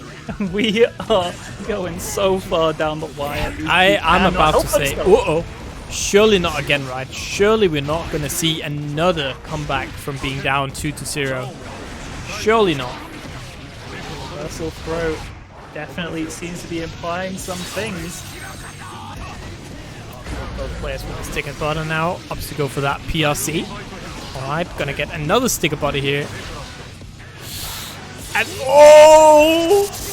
Incredible stuff, not killing off despite everything, but the chip is going to be so real. Zatovan can take this with almost anything. The invite hell coming on through, drilling through the competition. And it's 2-2. Again, surely not like this, right? Are we really going to see 2 in a row like this? Not like these, not like these. It absolutely is just like this. These two are so at each other's throats, and they're just taking turns beating the stuffing out of each other, to be honest. I don't know how anyone can call this right here and now. Duel 1. Let's rock.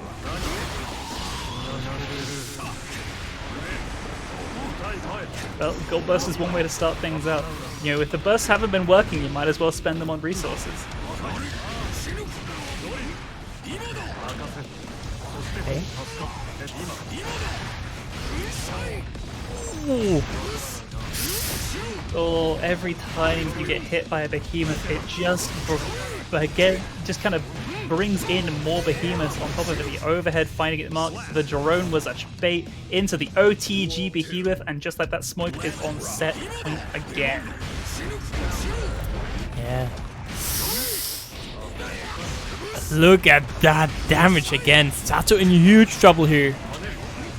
The one thing we've seen is that comebacks have not been so much of an option for Zatovan. If Smoib is able to get things started, up until this point it has maintained itself as the Smoib show until the next round. But we're seeing something different here with Zatovan bringing themselves back.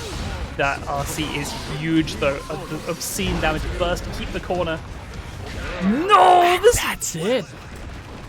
The power of that JH cross-up out of damn well nowhere, denying that reverse sweep from Zatovan. Smoib is going to be progressing. So Paul Smoib Mall Cup goes on to the winner semis, where he will face off against the Invalid Value. So he's waiting there for him. And next up we got Pinhead up against Acnologia.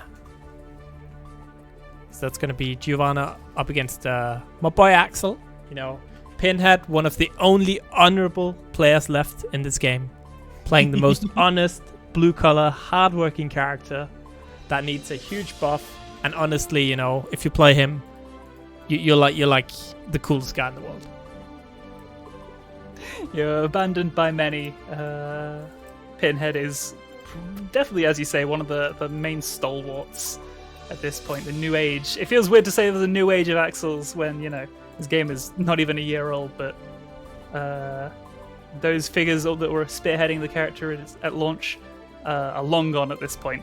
Pinhead has been doing such phenomenal work. There was a reason they are the second seed in this tournament, seeded to take out Acnologia here.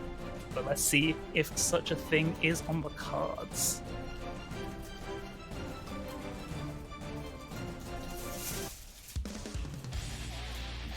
Alright, so actually I just got confirmation in the Danish FGC Discord that Lasse was indeed extremely nervous for his stream match. There we go. It's a mystery solved. Yeah, it was definitely a situation where it's like, there are sometimes I'll see weird options, sometimes I'll see the cleanest conversions, and I'm like, this is a person that knows what they're doing, even if they're making some weird choices. It's good stuff. Oh, this is a banger.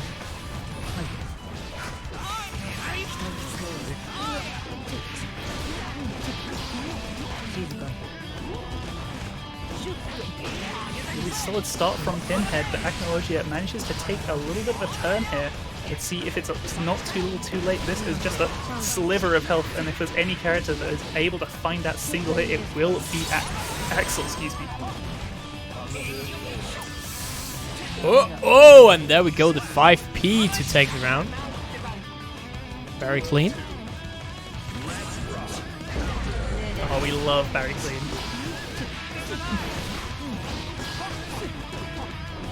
Forced to block in the corner, and that's where you don't want to be if you're Axel, right?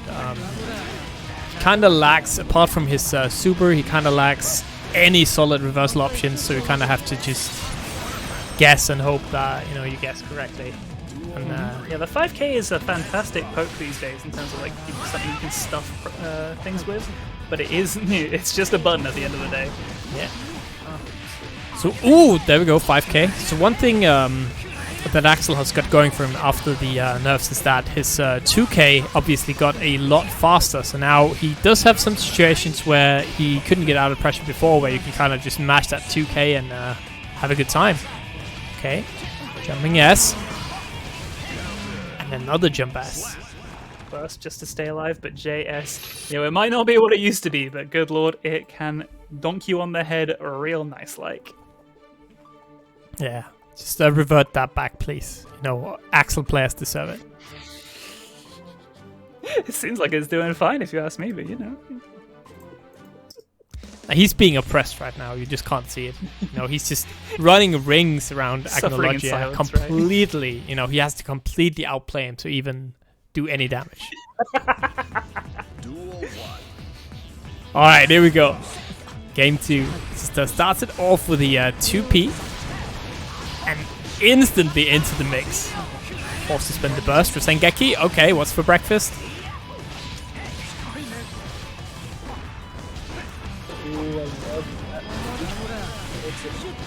Oh, what in the world? What a cheeky mix. Gets the OTG into the throw.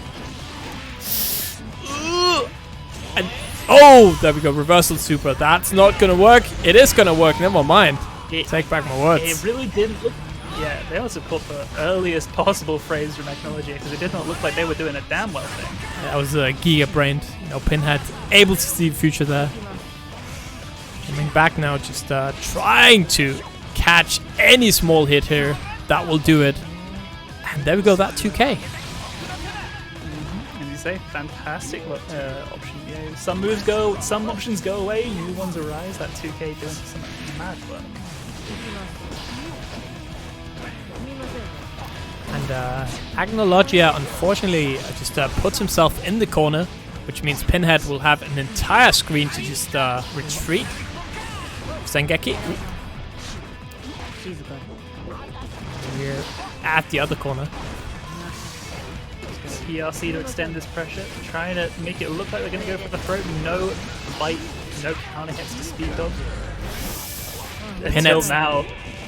Pinhead still with the option to burst. Again, 5K. Or 2K, sorry. The Axel actually died there.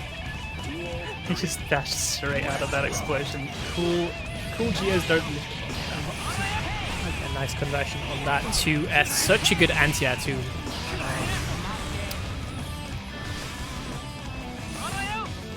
It gives you a really good reward into that 5H snake. Ooh. Okay, bursts out. Staying safe. What's for mix here? Ooh, blocks the instant overhead. Very, very nice stuff from Agnologia. Trying to cross up. Yeah, another 2K. Get that full screen situation for your troubles. Counter hit and that's it. Yep, beautifully done. Despite everything, managing to make that JS work. Yeah. That's barely a button anymore, right? So basically, swinging with a toothpick. If I had to exemplify Faust and Anji in a button, it would be it would be that nerfed JS from Axel. Right? It wouldn't be a single Anji button or even a Faust button. No. Surely not.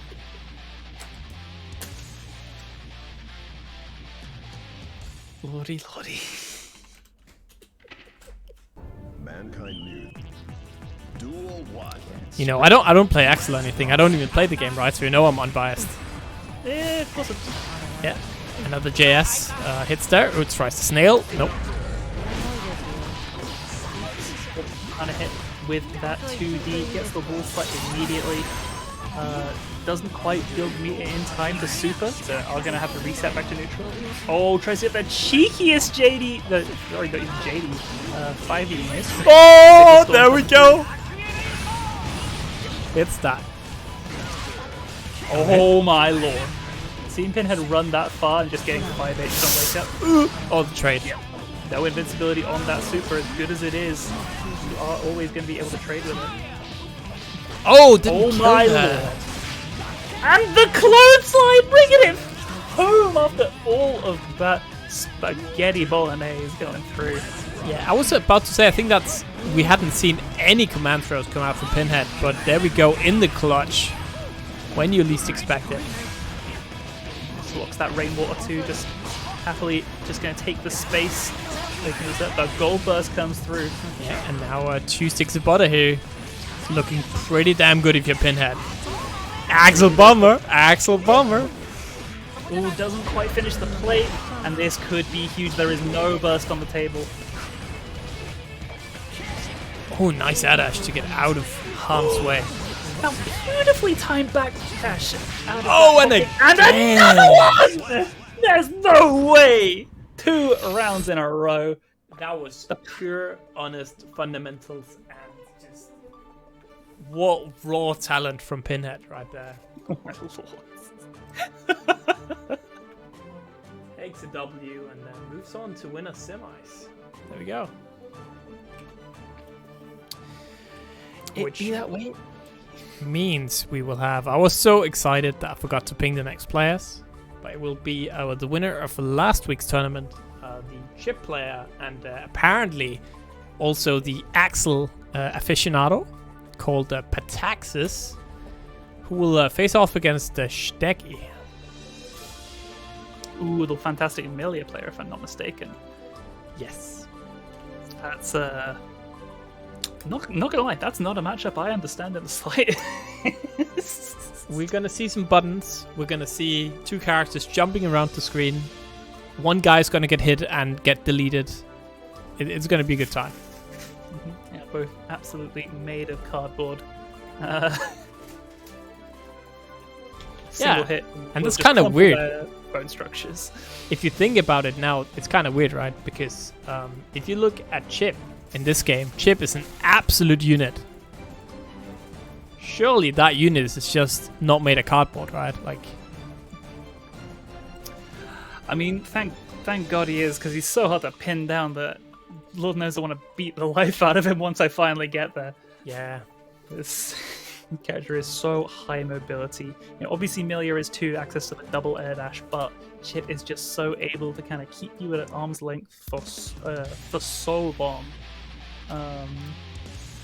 But any time that Milia is playing a matchup versus a low health character, it's always a little bit frightening, you know, because you get if Milia is able to kill you in 3 hits, those are scarily hard hits to not get hit by. Yeah, you know, if Milia was able to kill ya. Anyways, We'd be raging. gets the overhead. Oh, that's going to be a relaunch situation. Yeah, look at this damage. This is Milia rage.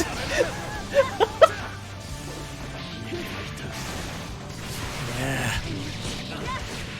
And just like that, that should be not quite around. Now it is easily into the septum, straight through the nose.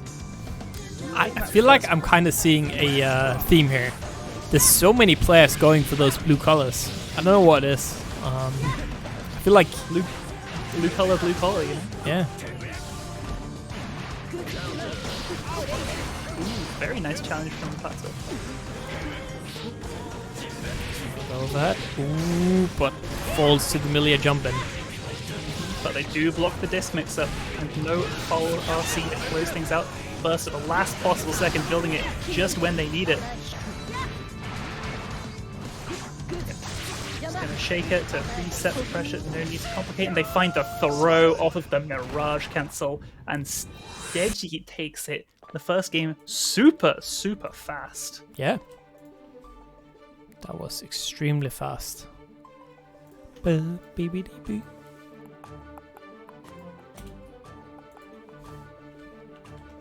know, with Pataxis, we didn't really get much of an opportunity to kind of to see them strut their stuff just yet. You know, they've kind of been a little bit in the blender, which, you know, is always going to be the classic Milia thing of like, she is desperate to stop playing Guilty Gear and start playing Solitaire as fast as possible. And she has the neutral to do it because the speed at which she can move across the screen is just like blinding. Yeah, both of these characters honestly want to play single player, right? They just want to enforce their mixes. Oh, that burst! Looking a bit rough here if you're Pataxis. And that ball is going to be so unhealthy. Unfortunately, the disc is going to ruin that situation. No wingers in sight. Yeah, but it doesn't matter. Yeah, when you have that OTG 2S to close things out. Already another round on the table. Steady trying to speedrun this damn thing.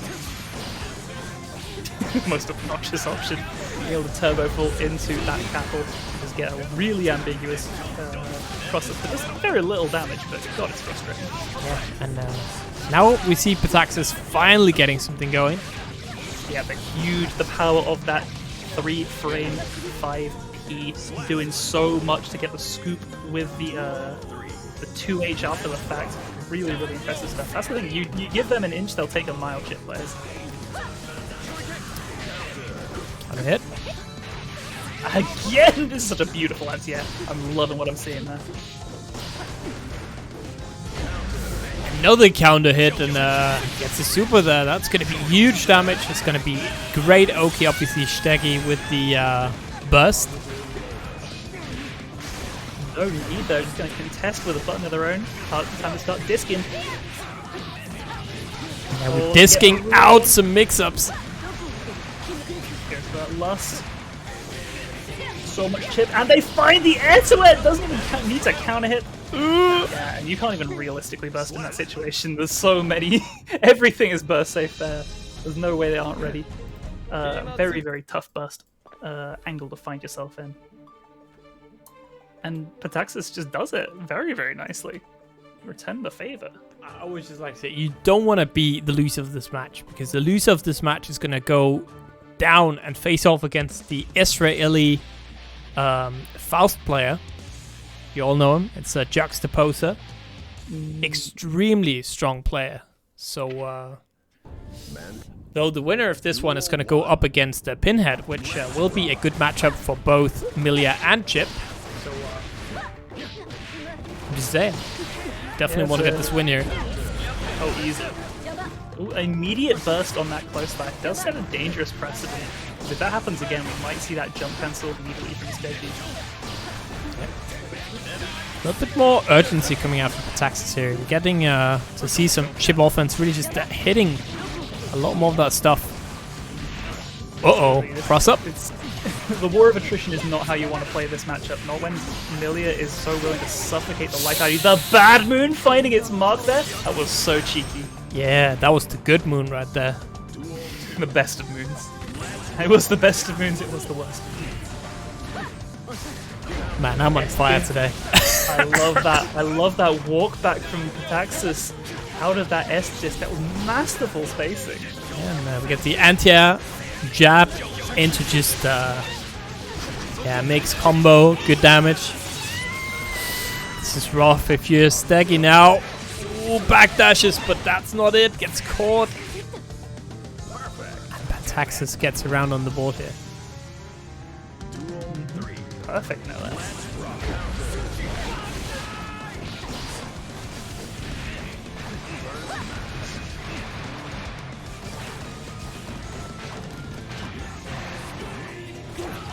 Uh-oh, overhead. What's the mix here? Just gonna blade out of the corner immediately. Very, very nice. The bonsai does get blocked. Leaf, that was so good. Yeah, and the gold burst comes out from Steggy, which means he will have a lot of bar available. Okay, there. Red RC. Oh my god! Just do it, and yeah, that is 2-1 here. Pataxis, last week's winner, is looking to get mixed into loser's bracket if he doesn't do something. That turbo full mix up there was truly horrifying. Like, every time I see Milias, they've come up with something new, and I'm always disgusted. Yeah.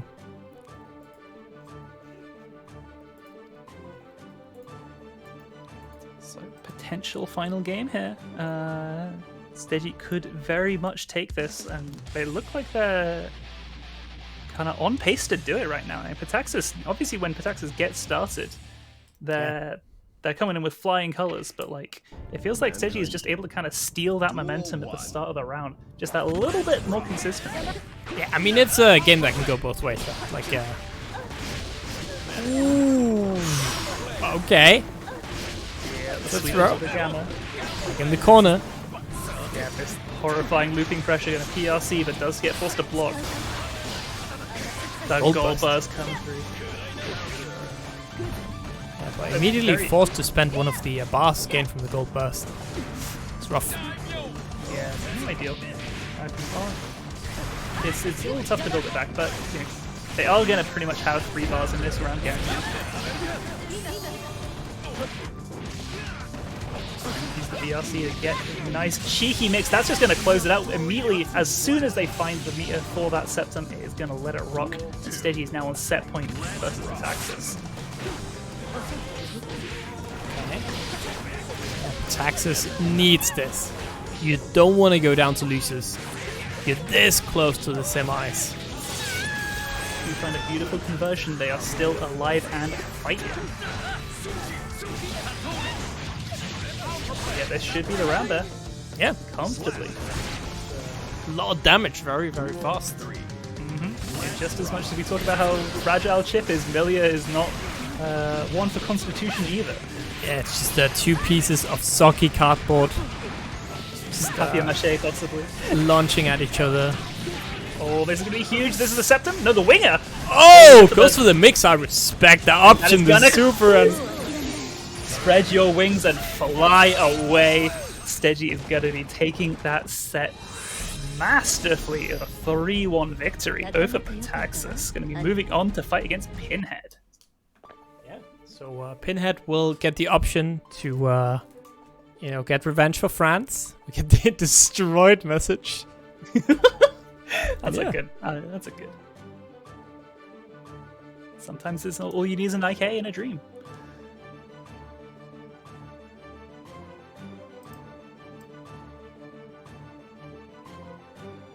One sec. Damn it. So obviously this was in. Well, not obviously. Oh shit! I should tell the class. Wait.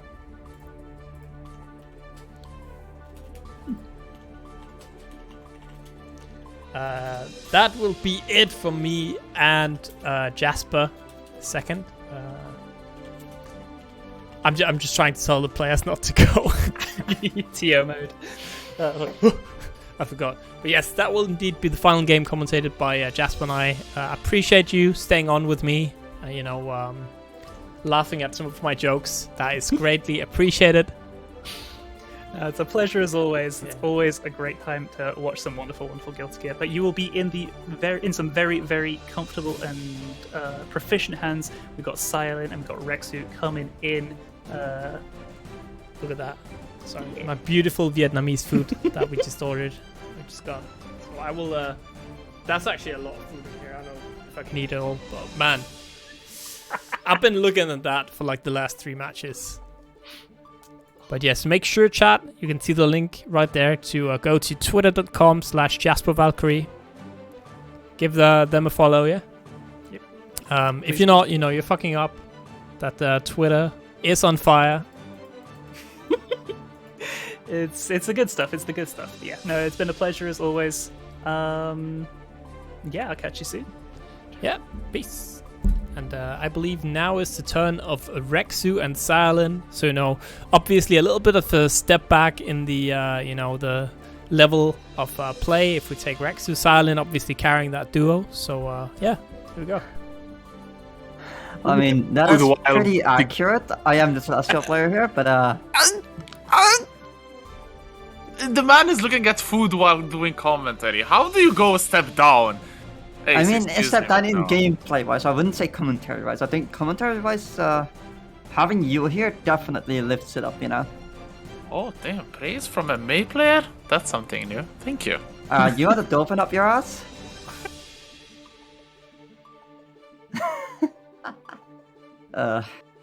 Honestly, it's always great to be back on. And, I mean, there's some incredible good matches coming up, so I'm excited.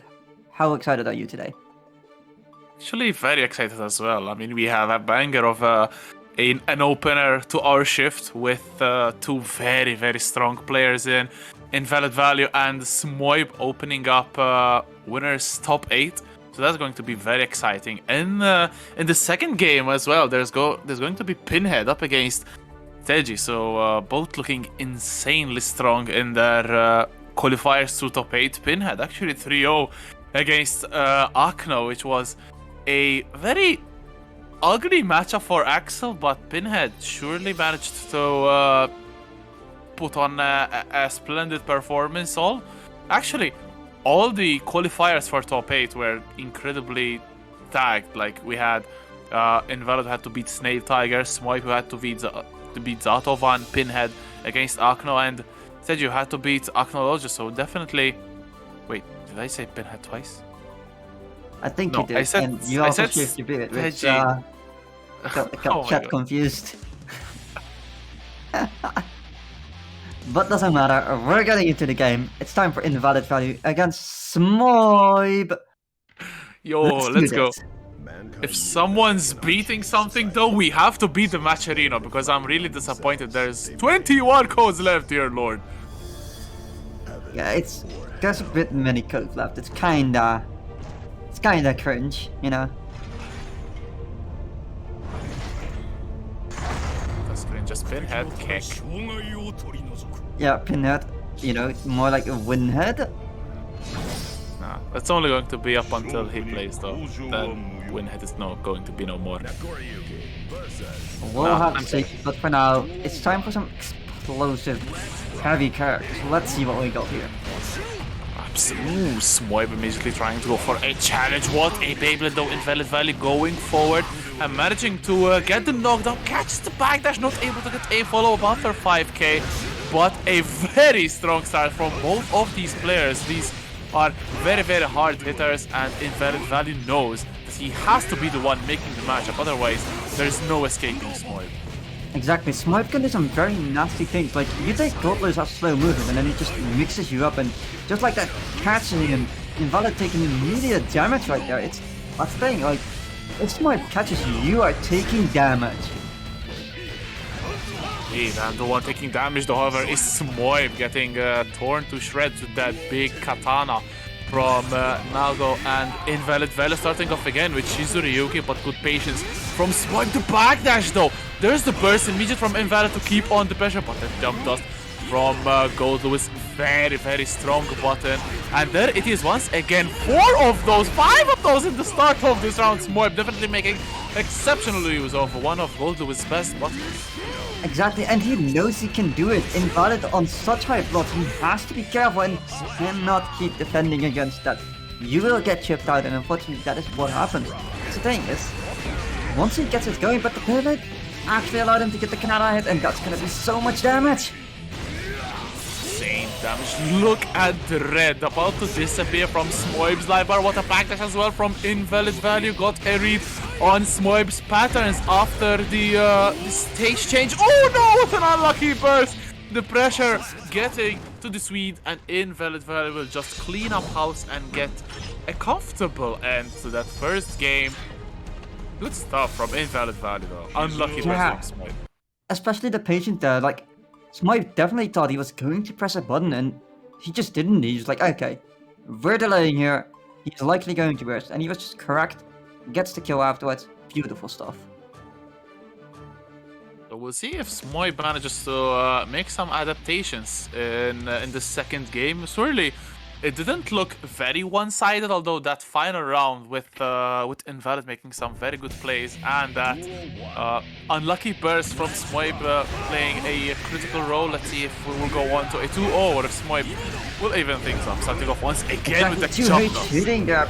Beautiful, allowing to get Smoib into the corner. Smoib having to be careful here, trying to fight his way out, but Invalid Value is not making it easy. And if it's an Nago, it's even harder, but good swinging from Smoib again. The jump dust straight into red RC. This is not going to kill, but to leave a hard knockdown going for the low, and then the high. Good blocks from Invalid. The challenge with the 2S as well. And the Invalid is out of the corner. Will he be able to get the kill though? Has to be careful. Drone is going to make it difficult here, and the Behemoth actually lands for a clean hit to follow up with a 2S and get the kill. Jump Dust doing so much mileage. I don't know if it's a matchup specific thing, because Nago has a very good 6p, but still Smoib going ham with that Jump Dust for now. Definitely getting He's getting some mileage out of it. I think it is because it has to be quite a reach for his 6 feet to really land, considering how high Gold Lewis jumps with it, and 2H would be too slow. But here, catching him on the far distance, 2H will land, allowing for a little bit of damage, but he has to be careful. A laser beam coming out! Cringe detected, the laser will go on, but there's the back throw from Invalid Value, fearless in the face of an oncoming Smoib. There's the super, this is just barely enough not to kill, I think. I think it is barely close enough, but of course gets the Oki, and that will be it.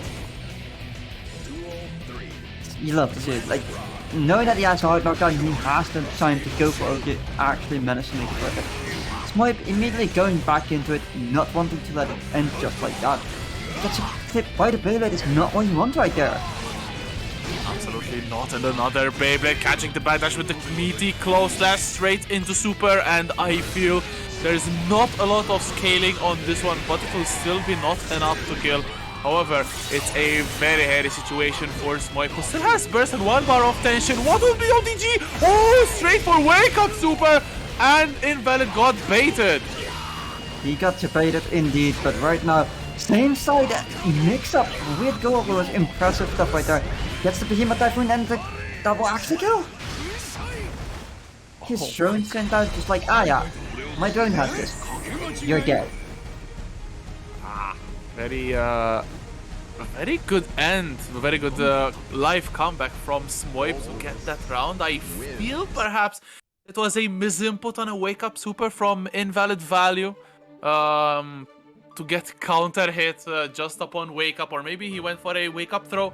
We'll never know, but we do know that the score is 1 game apiece, and honestly it was always going to be close between these two. So now it becomes a first to 2, level 5400 for Smoib, perfectly normal. He plays a couple of games, looks like. He just plays a little bit, you know, he's somewhat of a gamer. But of course, he's going to get a beautiful 6p here. Burst comes out from Smoib, don't want to give that damage for free, but it doesn't matter, 2H hits and you're going to the corner anyway. Again, the super coming in from Invalid Value has been really getting those hard knockdowns, making work. And again, there's another one. Smoib has to defend. There's the low after the knockdown once again. Oh, the backdash this time. Smoib not getting clipped by that claw slash. There's the coffin swings. 1 bar of tension for Invalid Value. Chooses to pen the burst. Beyblade with patience from Smoib. He has the meter on his side though, but the back hook keeps him in the corner. Drone is out. Royalty follow, but he gets countered off it. Beautiful block on the YRC straight into full combo. There's the Storm crashing him through the wall into the next round. Smoib, what a block on that YRC, as clutch as the Gold Lewis bearing Swede as he's trying to get the lead as well in the set. Definitely, and it's not gonna be easy. It's one of those things where you gotta be careful, considering that if you get hit once by Nago, it's such a dangerous thing, but it doesn't matter if you just hit Nago instead. Behemoth Typhoon is working in his favor right now, doing so much damage. His blood is high as well, so it's not easy to just press, but the 5K will stop him right now. Got 2H, 5H to drain a little bit more of blood, and there's a hit catching the backdash from Smoib, who is now going to wait patiently, but that only favors Invalids coming in. Gets the throw, no RC spent, tried to perhaps bait something off with that PRC. The coffin was too fast, however, and Smoib will go in the lead 2-1. And perhaps Invalid Value being a little cocky with that very, very late PRC, trying to maybe catch a press from your opponent. Smoib getting the victory in that round, and now it's potentially set point for Smoip to get into winner finals in this top 8.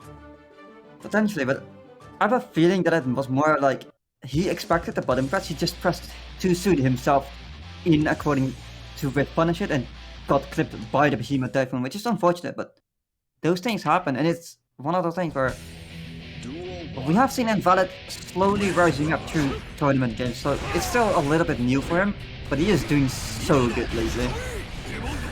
Oh, without a doubt. I mean, still, this is a great position to be in. Winner's side top 8. If the winner's adventure has to end now, it's still to a very, very decent opponent like Smoip. There's a slash.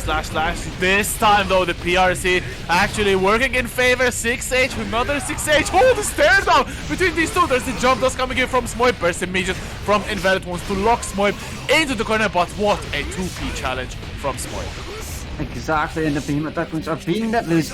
Tries to go for the jump, but no. Get punched down. Invalid is not having any of it. Right now, next round goes immediately going ham. Get brushed on the other side, but the back throw doesn't matter. You're still back in the corner, Smoip, and you're gonna take that wall break. There's another positive bonus rocking for Invalid. Trying to get something with that 2H PRC, but now Invalid has the back towards the wall. Smoip was trying to get something off with 5P, but no follow-up, but there is a giant coffin swing. This will be big damage hitting up the mine. A little bit unfortunate for Invalid to be swinging, but still in the life lead. But now with meter, Smoip can be a beast, but never mind, you can't be a beast if you're dead. No, not enough to kill. Smoip's still living. Not enough to kill, but Beyblade will clip him just like that. I think it was more unfortunate for Smoip there that his drone actually broke the wall and knocked him to the next part of the stage. He could have gotten just a bit more damage, that would have changed the pace a bit. But unfortunately the drone decided, no, I got another hit in me, sorry. Indeed, and that could be making some difference, but it's still coming up to the final game, game number 5, Invalid Valley and Smoip, who will be the one making it to winner's side, or winner finals, excuse me, who will be the one dropping to loser's side. And in the shark-infested waters of the loser's bracket, it's looking really hard, so winning is definitely a big priority. The fact that he managed to make it out of those clashes and actually succeed in taking life. Smoip in a very dangerous position right now, getting... Is that gonna be killed? It is?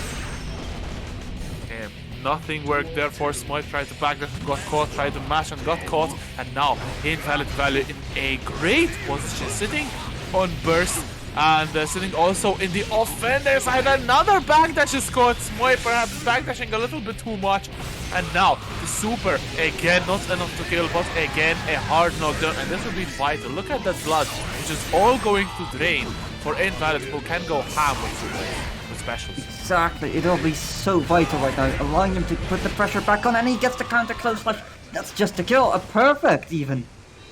And just like that, he takes it. Invalid just showing up like, yeah, we got this. Definitely a tough match though, like that was not something for free at all. Smoip fighting back incredibly hard, but Invalid showing up, he's leveling up again. Valid showing that they are actually valid after all. Excuse my terrible pun, but I had to say it. Speaking of terrible, I am really disappointed in the terrible people who have not been doing the match arena. There are 20 codes left, so almost half. We've been live for 2 hours and a half, and we have 77 people in the chat, and somehow, some way, the codes have not been claimed. Yeah, that won't do. Like, you gotta realize it's incredibly easy to claim a code, right? Like, if I remember, there was just like, we just put a certain thing in the chat, and then you click that link, right, the Maturito link, and then you sign in one of your many accounts, social media, Blizzard, whatever, and then you just click claim code. It's that easy. It actually is that easy. It's mind-boggling how easy it is to claim a code and help the prize pool. It's free money. That's basically what it is. Time is money, and Matcherino actually makes it through. It's 4 seconds for 25 cents. So if you get paid by that, I think you'll actually be quite rich. But that's not an issue for today. We're doing math, but we're not doing that math. We're doing the math of why are 78 people not enough to do 50 codes in the Matcherino. That is something that needs to be fixed. Yeah, if my maths are correct, we should have claimed them already by now. But that we'll have to wait just a moment until this match is finished, because right now, Staggy versus Pinhead. What are your expectations of this? Definitely not going to be easy for the average Axel, let's say, because Pinhead is definitely no average player. They have definitely been leveling up over the course of the past months, acting as the solo Axel across the landscape of what was once the land of Axel, as they have moved on to greener pastures. But right now, Stagey definitely showing why they are as well one of the best Milias in the region. Bursting Miji though, not wanting to deal with the bombers and dashing in. There's the bad moon into the mix-up. Yeah, the mix is trying to be applied, but Pinhead is having none of it, actually jumping out of it with his sickle. Needs that little bit more right now. Staggy, however, trying his best to not make it easy, but the 5D will land. That's the thing, is that Milia has great mix-up, but you still gotta get close, and Axel is not an easy target to get into. But then again, you're playing such a very fast character, it could go either way. Cannon, Axel's damage can definitely help mitigate this rush down that Milia can try to implement. Beautiful last shaker to keep it safe, and now more and more pressure. There's the disc for Oki. YRC not blocked, but what a challenge from Stagey. 2k, another 2k. There's the 2H this time. Pinhead keeping it low, trying to create some separation, but beautiful jumpy. There's the Septim though, still not enough to keep Pinhead at bay. Burst waiting for Stagey. Will we see a gold burst? No.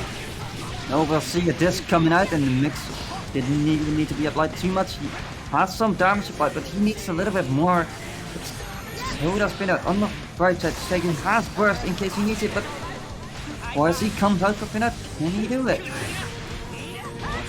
Little YRC to keep Stagey away, but still not enough. Stagey manages to close the gap, navigate the sickles, and get the round. Going in with that jump dust, setting up the disc once again. Oh, what a beautiful setup from Stagey, who's in the life lead. But there's a 5P from Pinhead. 5P is a good weapon in this one to anti-air, but if Stagey can prevent it from hitting, it could net them an easy chance for a mix-up. Good jump with patience as well. Beautiful punish on the snail, and Stagey is in.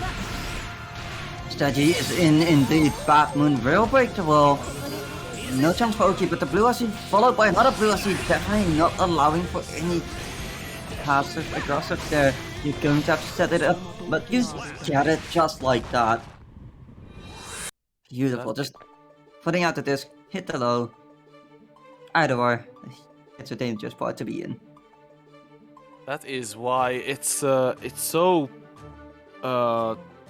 such a priority for Axel to not let Milia close in the distance and come in close, because Axel doesn't have the best buttons to deal with close range pressure. Obviously known as a zoner, his best tools are keeping your opponent at bay, and with that Rensen definitely a very good tool, but up close Rensen won't do anything. So Pinhead has to use that grey matter and keep Stagey out, because if Stagey can get in, it's going to be real pain.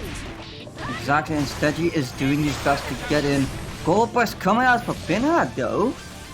So much meter on his board right now, and of course UFC coming out, but it doesn't matter, gets hit anyway, and Stagey is applying his pressure right now, going all the way to the corner.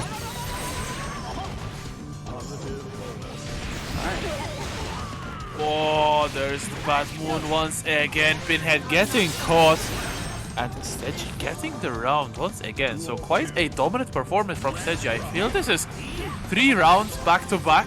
Pinhead in some trouble, and the trouble will only increase. Setting up the disc, good block on the cross-up attempt, but Pinhead now trying to get some pressure, but Stagey so good at deciding when and where to hit best. Exactly, but doesn't matter. Ransom will actually land and he needs to be careful here. Burst comes out from Pinhead, trying to keep Steady in the corner. Steady bursting. Oh no, that's gonna lead to some bombers. The bombers will kill off Stegy. Unfortunately, there's a commentator curse. That was the end of the streak of round 4. Stegy as Pinhead gets a handover from Stegy. That burst definitely was very, very bad, but this is really not very, very bad. Getting a good staircase combo into the next stage, and Pinhead already at 40% life. Exactly, and yes, you're taking a little bit of damage, but you've done so much. You can fight your way in. You got meter. Just need to get that one hit to really convert into something. But right now, Pinhead is not making that easy. Doing his very best as a good old zoner. But the bad one, oh, see what actually landed. That's gonna lead to a wall break. Not enough to kill, and Pinhead has a second lease at life back in mid-screen, but there's the jump in from Stegy, who gets another game. So it's 2-0 for the Milia player. Really on their own right now. Stegy definitely getting a very good showing so far, and we'll see if they can actually keep on this up and end up facing Invalid Valor in winners finals. But obviously it's still not over. Pinhead can bring this back. The reverse sweep is definitely in Pinhead's repertoire, but Stegy looking really good. Stegy looking incredible right now. Definitely having some trouble here and there when the zoning happens, but once Stegy is in, he is not letting up. He is finding a way to kill, and it has been working. The pressure has been real. Right now, both trying to find something to happen, but the one vision will stop the movement right now. Now you're going to get damaged by the bombers. Shouldn't be enough to kill, but such a life advantage for Pinhead. Life lead, and there's the killer hit from Pinhead to end it all, and one heart is all that Pinhead needs for the comeback to actually start. But there's a bad moon. Stegy now keep a little bit of distance, only to go back in. There's the good throw tech from Pinhead, which means that they will be able to break a little bit free from the clutches of the Stegy mix. But once again, there's a big counter hit, burst immediate from Pinhead. Exactly, immediately realizing, okay, I need to burst here or I'm going to get mixed. Good choice, but it doesn't matter. Good confirm there, getting the super for the hard knockdown, so you're going to have to do it in mix, and it works! Just like that, Stegy gets the kill.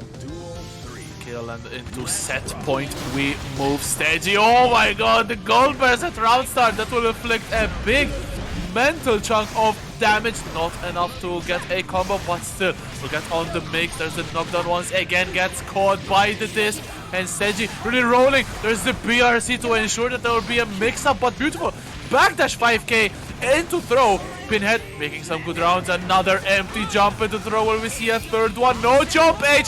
Bomber. Will we see bomber loops? Another one into. No, he misses the bomber. Oh no. The classic issue with the bomber, it is not always consistent enough. And just like that, he whiffed the bomber, and it's giving Stegy room to fight back. Pinhead having bursty, but he needs to be so careful right now. Careful, had to be indeed, but Stegy unfortunately went for that burst bait, dropping the combo. Pinhead could live on another day, and with a splendid anti-air, manages to get the first game of their winner's semi-final attempt. And that will mean that we are heading into more games for this second winner's semi-finals. Can Stegy close it out, or can Pinhead level things up at 2 games apiece, where then it could be momentum giving Pinhead the win? But it's still obviously advantage Stegy. Will we see actually the Milia finally back in winners finals? I think the last Milia in winners finals was Jester. It might have just been, and that burst is so unfortunate. It did not do anything. Stegy just patiently waiting, getting that conversion out into the wall break. No hard knockdown, but of course, that is such a life lead already, and just like that, the anti-air actually getting a little bit of damage. Jump in actually working, that's gonna be so huge. Oh my god, trying to go for the Kai special, the run up throw to H, and big life lead for Stegy, shooting down with the fast fall, and that will be a dead axle. No, not enough. Good FE from Pinhead to create some separation. Once again, 2k to D. Is this going to be dead? No, not yet. At least Steji using that burst to get rid of the axle pressure, and Pinhead small victory if they lose the round. But another jump. Good attack from Pinhead. There's the FD. What's gonna happen? The jump will whiff, but so will Pinhead's jumpy. 5P to the rescue. What a splendid comeback from Pinhead. There was an attempt at this there, it was too slow, unfortunately. The 5P indeed won out. Steji needs to find a way to get back in. But of course, Pinhead is not making it easy. Burst early there, not wanting to give Steji too much freedom to get in. But Steji is doing his very best to run back in. Again, it's just so difficult. Cherry bombs are out there, making this a difficult challenge indeed. It is such a difficult challenge. Definitely Steji up to the challenge, but he will definitely not be able to right now because there's the bomber into a second one, going for the 2k at the wall to give the corner pressure, but a beautiful back throw from Steji straight into the mix, and Pinhead has to be careful of the blender. Beautiful PRC forward to continue the combo, and Steji now rolling really hard right now. Definitely, but he needs to be careful, and that is so Lost Shaker is going to get clipped. Unfortunately, the reversal overdrive coming out. I mean, the Jake Sand special. Yeah, it's unfortunate. It's just, it happens. It's also something you don't generally see Axels do that much, considering it's not a great reversal. Dude, it is one of the worst in the whole game, especially being really punishable. Yeah, it's incredibly punishable after the first hit already, which is kind of the problem for it specifically in that case, where, for example, May can stay away just far enough and then 6 hits you while the first hit whiffs, so yeah. Duel 1. Yeah, indeed, as you're heading to game 5 now, Pinhead with the big chunk of momentum, but Steji with the mix immediately going in, securing Pinhead into the corner and getting a good air-to-air as well. This will be a wall break. No, good stuff from Steji, keeping the corner only to go in with the Angel Flight breaking the wall. Hard knockdown, and Pinhead in even more trouble. Exactly, no mix being applied, Pinhead backdashing away, getting the bomber, but of course Steji decides, I am bursting this, I don't want you to do a lot more bombers, because those do a lot of damage. Is quite squishy, so the damage will even be higher, or gets the Ransom explosion. And now Pinhead does not have a lot to work with, no bar or whatsoever, getting that burst out a little bit by himself. A hero burst, trying to go for a big combo. I don't know if that works or not, but it did not work this time. There's the rainwater attempt, trying to catch something. Steji trying to close the distance. 5k just out of reach, and there's the bomber from Pinhead. He don't drop those, and we are heading to set point for Pinhead though. The reverse sweep, one round away from potentially happening. It is definitely looking possible, but Steji is fighting hard, not wanting to let that be the case, of course, and such a good conversion here, getting that wall break. Unfortunately, no super to get even more out of it, but it doesn't matter. Steji is back in the corner and get clipped. Wait a Batman, that's gonna be so much extra damage. Now it is going to be a super, so we're going to be looking at some nice breakfast RN3 Rexu. Probably, but not if you are Pinhead, because that breakfast spelled death for Pinhead as we are heading to final game, final round of game number 5 to decide who will set up a date for themselves with Invalid Valley up in winners finals. Beautiful 6P run up, trying to bait the burst, but Pinhead not biting. There's the Lost Shaker at the corner, more pressure coming in, the pressure is rising from Steji. Beautiful air to air with the jump dust burst coming up. Pinhead who will get two bursts straight in the face. Yeah, the wall super to check that was so ballsy, and it worked out in his favor. Breaking that wall, and this should be leading it to the next wall. That should be kill, indeed it is, with the Batman for another perfect. Moon spelling good night for Pinhead as they will drop into loser side. Steji with an exceptional performance. A marvelous game number 5 will set themselves up against Invalid Value in winners finals. So that will be a great match to to decide who will be the one standing in Grand Finals winner's side. Obviously, the favorite then to win the whole thing. But as we said, there's a lot of killers in the losers bracket, and as a Exactly. quick rundown. Oh my god. There's some incredible players there. I mean, as it is right now, Pinhead, Armix, Smoip, Archnologia, they're still in there. They're going to be fighting each other. And we got Invalid versus Teggy coming up, so honestly, I'm kind of scared. Like, there's just some incredible players. This is looking tasty tonight. Yes, indeed. I mean, just looking at the matches coming up from loser side, it's actually really, really insane. Archnology having to defeat also Pataxus to set up the losers match against Smoib, and Armix defeating Necomaster, who apparently made their first SaltyEU top 8. So shout out to Necomaster. I hope you did the match arena code, because if not, I'm not going to be happy.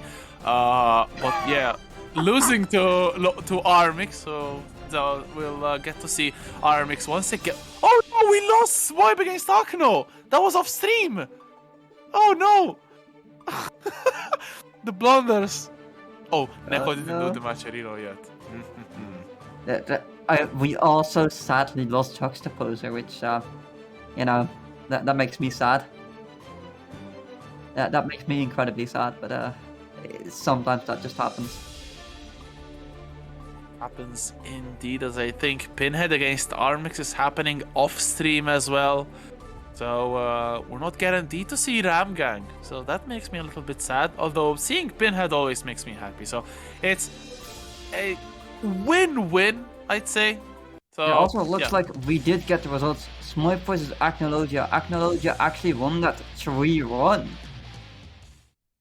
Indeed, that's a pretty impressive score for someone dooming and saying that they are actually one of the worst players in the region, but two of the best players in the region are not right now squaring off in winners finals, none other than Invalid and Stedgy. Invalid Valley going in immediately. That Beyblade will be so much damage, but smart burst from Stedgy, who rounds up straight into 2S.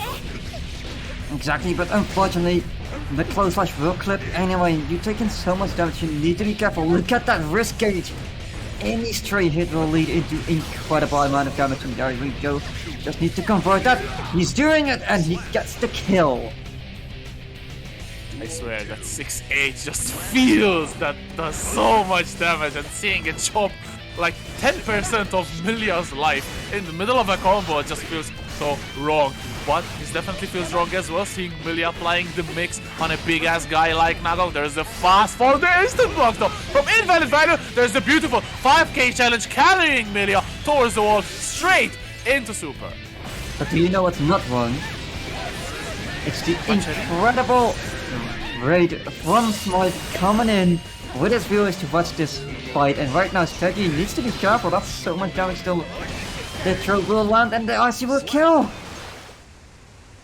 It's me! I'm sorry. But yeah, very good. Fast RC from Invalid Value to confirm actually the victory of that first game. It definitely was not pretty for anyone who stands Milia, but surely a dominant display in that first game from Invalid Value.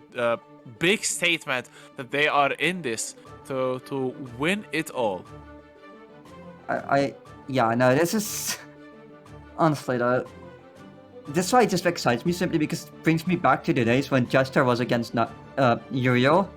Those were some incredible fights, of course, so this is kind of a callback to that, and it's just like seeing it with new people. I love it. And I'm also seeing a very lovely Carrot of Wisdom in chat. Let's pray for Emilia, because, you know, Steggy is having a difficult fight here. Invalid is definitely not making it easy. I like Akko, it's way bantering in chat, but definitely there's no bantering in this one because they're hard hitting characters. Setting up the mix is Stedgy, who will get a staircase combo straight into the next stage. But look at that, there's two combos from Stedgy on Nago and only a couple of hits from Nago the live, but it's almost even, and right now it's getting evener because one single touch is all that Nago needs. That is certainly true, but it look like he's not gonna get that right now. Beautiful jump over the blade, making it completely whiff. Getting the jump in, burst comes out from Invalid. But there you go, the disc will seal fate there. Going on to the next round. Let's see what Segi comes up with right now. A very, perhaps inevitable burst from Invalid Value at the death, literally, of that round will prevent him from having burst for the majority, if not the whole, of this round. But who needs burst when you can have a big katana bursting through your opponent's life burst? Pick up the disc. Good patience from Steji, who is in a big life deficit, but runs straight into a 5H, and that will be the end of the round, because one single hit is Dago is just pain for Milia. Yeah, this is incredibly difficult. Not to mention the sheer amount of risk Invalid can build when he does get those frames up with his 5S and 5H. It makes it so difficult, but right now he's just being tossed around like he is made out of paper. Teji doing so much damage, coming for the wall super. Unfortunately, it doesn't matter. Invalid fighting back right away. That super will definitely be a big help towards the quest for Invalid Value to get this round. Big life hit for Steji, but it's almost even on life. Nago only needs one hit. Beautiful YRC to create some separation. And the disc actually saving Steji. No, the PRC will not let Steji bait the burst. Jump Dust will seal the deal, however, and one game. No, actually, wait, is it one each? It's one each, isn't it? I am pretty sure that it is indeed one each. Okay, RTO is stoned, but bet you knew that. I already. mean, there's literally. Hold on. Wait, what? There you go. It is in chat. Oof. Thank you, Neko. Thank you, Carrot. I was actually afraid that it was 2-0, but yeah. We saw that, Ace. We saw that. You won't I mean, escape with this. Carrot is my favorite Milia main, and I don't like fighting Milia, so. There you go.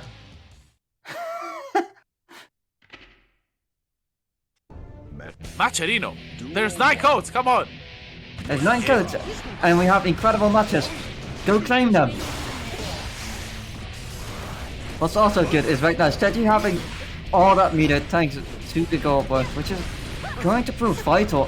Having so much time to RC, make yourself safe or convert off more just like that. Gonna be able to put on some more pressure. That's gonna lead to a bigger combo with the RC. Okay, yep, there we go. Wall is broken, and that's a nice little life lead, but a life lead is only so much as you make it with Nago. Yeah, it's pretty much even on life up until Nago has 1 HP. It's even on health, but Steji trying to get something. There's the burst coming out of Invalid, and the damage will surely roll in. YRC from Steji, very bold. One ensuring that they will create some separation. Once again, can take a full combo straight with this. The wall break will still not kill Invalid, still with a chance to steal this round. Doesn't matter, Fukyo forward is not plus. You are getting clipped by that desk, and that is dead Invalid for that. Now on to the next round. Beyblade landing immediately. That's gonna be such a nice combo right there. Immediately putting Steji in the corner where he does not want to be. Here, but there's the blood slowly rising for Invalid. He has to be careful, but he also has to be very happy to get a big counter hit with the wrist cranked up, but he's gonna pop. Let's see the punish from Steji. Very good throw. That's actually the probably best punish when you're in the corner and getting popped in the face like that. But going in still. YRC not blocked this time from Steji, and YRC again from Steji this time. Paid back. It kind of burst a little bit too high, and Steji baited. There's the bad moon. One more poke that will take it. Beautiful low from Steji, who will move on 2-1 up and looking that grand finals in the eyes and saying, "You're mine." Yeah, I just love the fact that Steji came back with the reverse YRC, and then Mirage threw him. I just got the hit from the other side, unexpected, and it just worked. That's sometimes you need those things where like, okay, I am just going to go opposite side and it's going to work, and it did. You need just one more game, but Of course, Invalid is not here to make that easy at all. He is here to win, and he's going to make it as difficult as possible for Steggy. Looking at the damage he's already applied.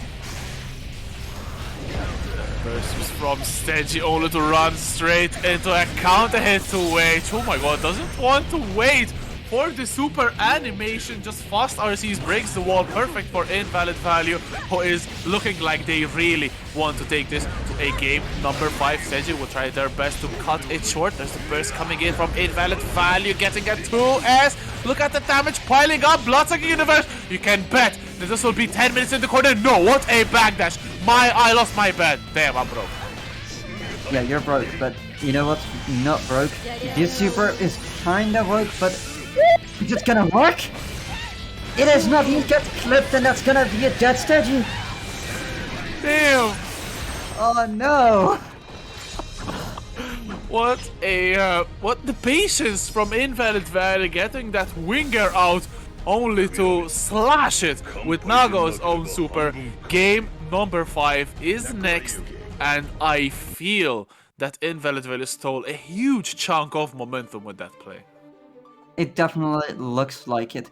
It was a moment where Steggy was like, okay, you're going to be pressing here.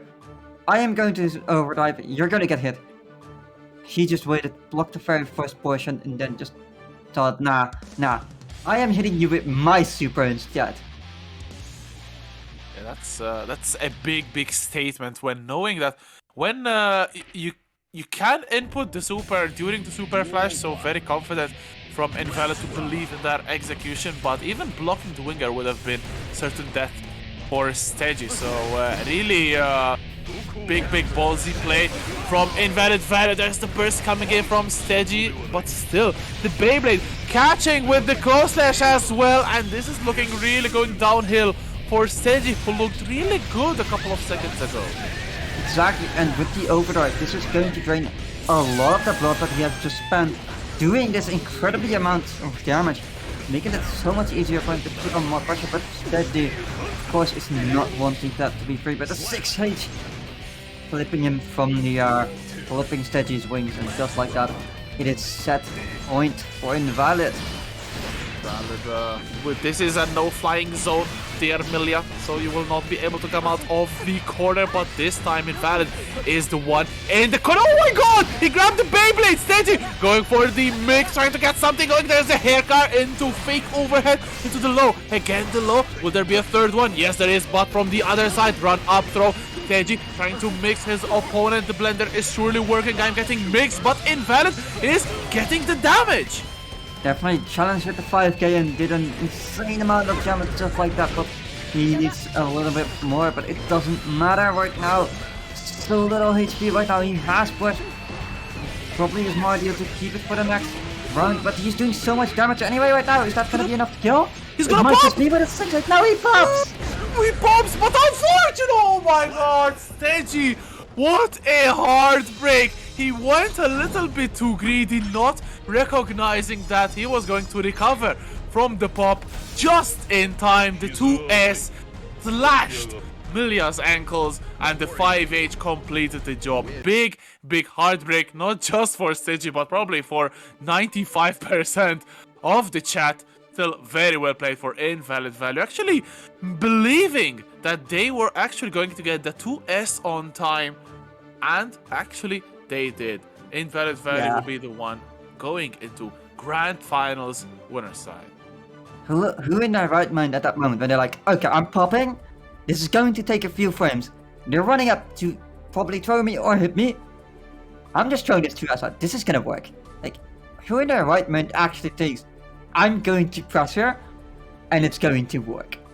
Because he was completely ready to actually convert of it with that 5H to confirm the kill. Like, who thinks that? I'm literally right now I'm going into Dust Loop to check how fast 2S is, because 2S is not a fast move by all means. Or okay, there are much faster moves like 2P or even 5P, and Naga doesn't have the worst 2Ps or 5Ps. Hang on, my English is really bad. I'll check how fast 2S is in a minute. It's actually 12 frames fast, so moderately slow, to be honest. So really, really ballsy to S from Invalid Value after popping. Damn. Yeah, Invalid Yeah. is actually godlike. This is something I just really like about Invalid. He's like, it may seem stupid, it may seem risky. Who cares? I am going to do this controversial thing, and because you just generally do not think it's gonna happen, you're just gonna explode. Wait, I think I got baited by Carrot. Oh, okay, thank God. I don't know, it's because question why I'm not a mod, and I'm not a mod because I'm a VIP, and I do not make me a mod. I would literally do stupid things. Don't do that. Yeah, probably. Yeah. Why didn't you ask why I wasn't a mod? That's amazing. Well, because you're not important apparently. Bad. I don't know. I guess it's because you play RAM. Nah, that can't be it. RAM players are Ah, loved no, by the Carrot just whole confirmed community. it. Yeah, it's because you play RAM. Yeah. Unfortunate. GG's unfortunate.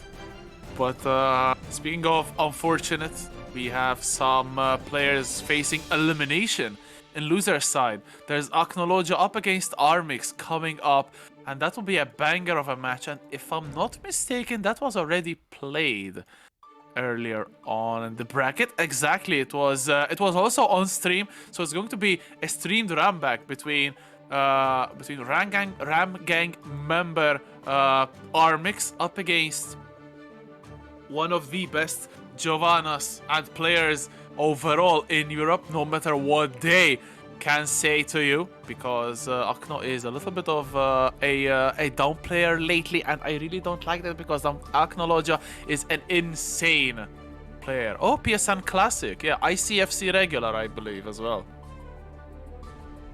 Yeah, I think it's one of those things where it's hard to sometimes believe that you are indeed a good player, but this is the thing, they're making it far in tournaments like these. They're fighting against incredible players.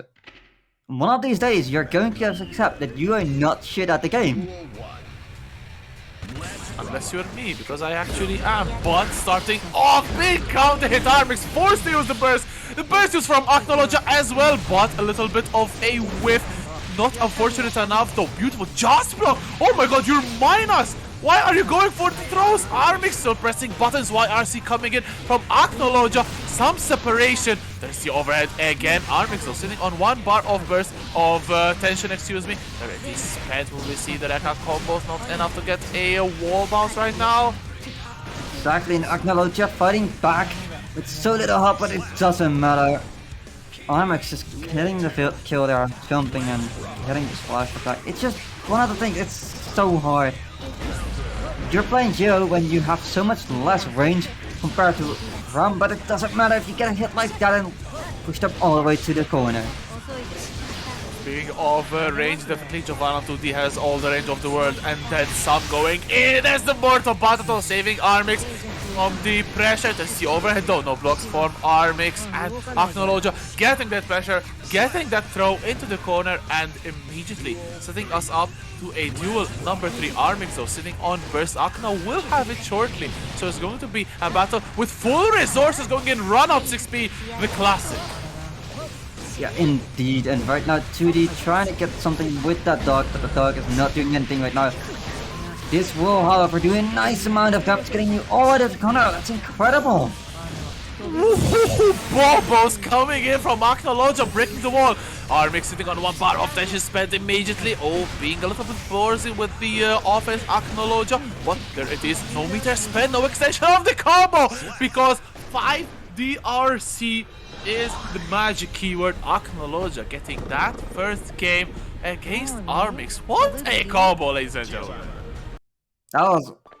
The fact that they got that combo just moved him all the way to the corner while doing damage like that. That's the good stuff.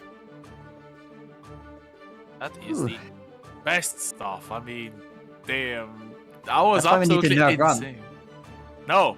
You need to nerf Ram, but she just literally got ragdolled across the screen. What do you mean?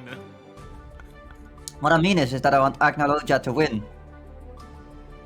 I actually don't mind whoever wins this this game. Okay, I'm going to be a little bit biased. I think whoever wins this match I will support them to win the tournament, but I will not be biased on commentary.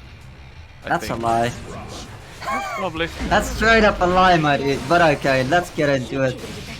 Agnologia needing to find a way to get in, of course, with the range that Armix has over them. But of course, once you're in as Geo, it's incredibly hard to make comeback for your opponent when it does so much damage, so much pressure, so many plus frames, of course.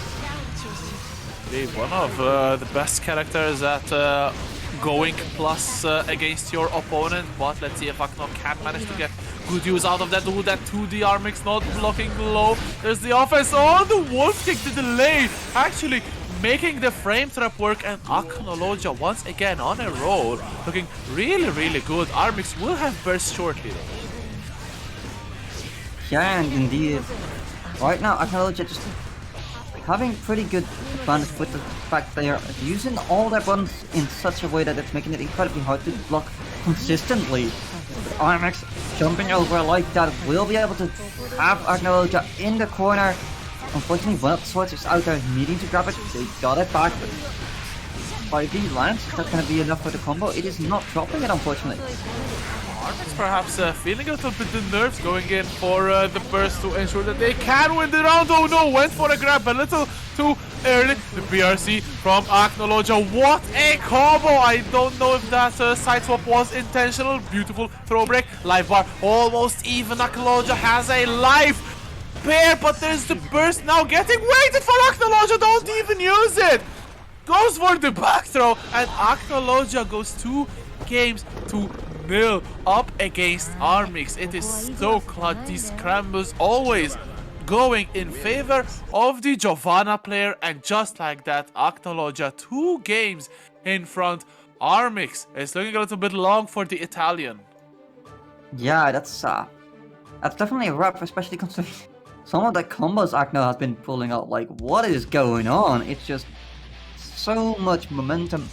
When the combos land, the damage is there. And I'm assuming, considering how flashy some of them are, the mental damage must be building up as well. Absolutely, and it all gets worse as it goes down the line. These are tournament sets after all, but there's the gold burst, the Ram special to 148 straight into burst though from Aknologia. Does not want to do anything with the corner, but Armix will still say, hey, get in the corner, only to get smashed. Exactly, so much damage that Armix has when you're in the corner, and just like that, pushing Akno back in the corner just to get the kill like that. Very strong signs that Armix is still in this. Good with punish with that far slash. Oh, gets a hit in, and this will be massive damage. Will Armix keep the corner? No, goes for the Daro to break the wall. And look at the life. It does not matter though. Agnologia immediately fighting back, trying to get some damage, but no. Armix jumping over, forcing the burst out of Agnologia. Agnologia definitely needs to get some pressure going, but it's not easy right now. Yes, making the grab, but no, Armix PSCs up well. Get away. 4K straight into Rekka. Aknologia got baited to press buttons, and they got deleted by Ram. I really have to note though, that was a really good timing on the burst from Aknologia. Definitely the last possible instant to get it off safely, but it's still played out to no avail because Armix was able to get the whole round, but it's still advantage to Aknologia. 2-1 is the score. Let's see if Armix can tie it up or if Aknologia can just get the set over with and go on to face Steji in the next round. Yeah, it's on one hand, it's looking possible for Armix, but at the same time, he's got an opponent on his hand here. Like, both of these players definitely want to make it back up. They want to go for it. Aknologia needs just a bit more. Well, Armix needs to fight some work here to fight back, and Armix might have taken some emotional damage mentally, but Aknologia is so consistent with the blocks right now. Indeed, and blocking is maybe a little bit underrated in such an offensive game like Strive, because look at the damage that can be able to be output. Beautiful airborne super from Aknologia. Ooh, and the low. 2k will just be the fatal blow, and Armix now life on the line, final heart potentially, but the jump slash aiming to help a little bit the tournament life from Armix. A little bit too late because of the third hit of the Rekka recovery, and Aknologia will get out of the corner. Indeed, and out of the corner is a good thing to be for Aknologia right now, but it doesn't matter. Single hit converted with the RC will lead to so much damage right now. Going to be breaking that wall with a 2-1 for H. Now we just need to look for a little bit more damage. Just like that, flipping Aknologia on their way to try and escape. Full 2-1 for H from Armix, using the plus frames of the H sword to good advantage, not letting Akno move, but this time Akno got a good amount of pressure off into the corner. Good trade will favor actually Armix, who will be able to break free from the pressure. Oh no! The immediate burst will get met by the charged dust. Is this death? Of course it is. Beautiful. Full dust combo from Aknologia, the first dust of the day, and Aknologia getting to losers finals up against Steji, so double jeopardy actually from Aknologia, who sent Armix to loser side only to eliminate them from the competition. GG's to Armix, but Aknologia will be the one moving on. Exactly, and Aknologia having to face Steji, it's going to be one of those rather aggressive games considering the characters that they have at play here. Knowing that Giovanna likes to be very much in your face, and of course Milia wants to be doing a similar thing, already want to mix you up completely, so it's going to be interesting for sure. Definitely interesting, but you know also what is interesting, my friend? I think it's something to do with let me see. I think it's something to do with that. Absolutely, it has everything to do with that. And interesting is the fact that you can add 25 cents to the prize pool absolutely for free. For free, you say? For free, just like me, free at Strive. But it's not about me, it's about the players, and please, let's reward these players. Shout out to Dave, just Dave EU, for doing the code. I was going to say for doing the commentator. I mean, he does do the commentator, but anyway. But yeah, it's so easy to do. You are seeing Ace, a stoned TO like Ace, can even do the code himself. Why don't you, the viewer, who I feel have more IQ than Ace, do the code? I don't understand. I mean, that's why you do exclamation mark stoned in the chat. And then you know that you should have indeed more IQ than the TO, so you should be able to claim a code. But with that, Aknologia versus Steji, are you ready for this? I definitely am ready, and the players, I hope the players are ready themselves, because it's the losers finals. The winner of this one will get a shot in grand finals against Invalid Value, and Steji really hungry to get that run back attempt going in. But the challenge from Aknologia, oh, the air to air, unfortunately cannot really convert into a combo. The 5k from Steji getting the burst out of Akno very fast. Definitely, and Akno needing to block the mix there, and of course the throw coming out. Loyalty followed up. Steji, however, is not letting up, putting on the pressure still. Going for the other side, not getting anything out of it. And DP allows Steji to be pushed into the corner. Right now, Aknologia having some pressure with the beautiful backdash. Beautiful also closer from Steji there. We saw Aknologia getting a little bit perhaps too greedy, trying to bait the burst and ending up dropping the combo and giving the hand to Steji, who was able to close out the round. But this time Akno trying to start a little bit strong, gets hit into the corner. Burst immediately used from Steji though straight into trying to apply the mix. The defense from Acknowledge strong, but ooh, what a backdash, baiting out the throw, not enough to convert the combo. And once again, Steji is free. Steji is free out of damage, but it doesn't matter. The cross-up overhead will land just like that. Acknowledge taking the round back. Trying to find something right now. Of course, this gets out and Acknowledge actually getting clipped quite a low, followed up by more mix. But of course, Burst comes out, not allowing Steji to convert too much out of this. What a low capo from Steji. And into the pressure, but what a challenge on the forward Mirage from Acknowledge. Straight into back throw though from Steji, who now has the corner on the back towards Acknowledge. Think up did this straight into the low. Will this be enough to kill? Yes, it will. Steji will take the first game of losers finals here.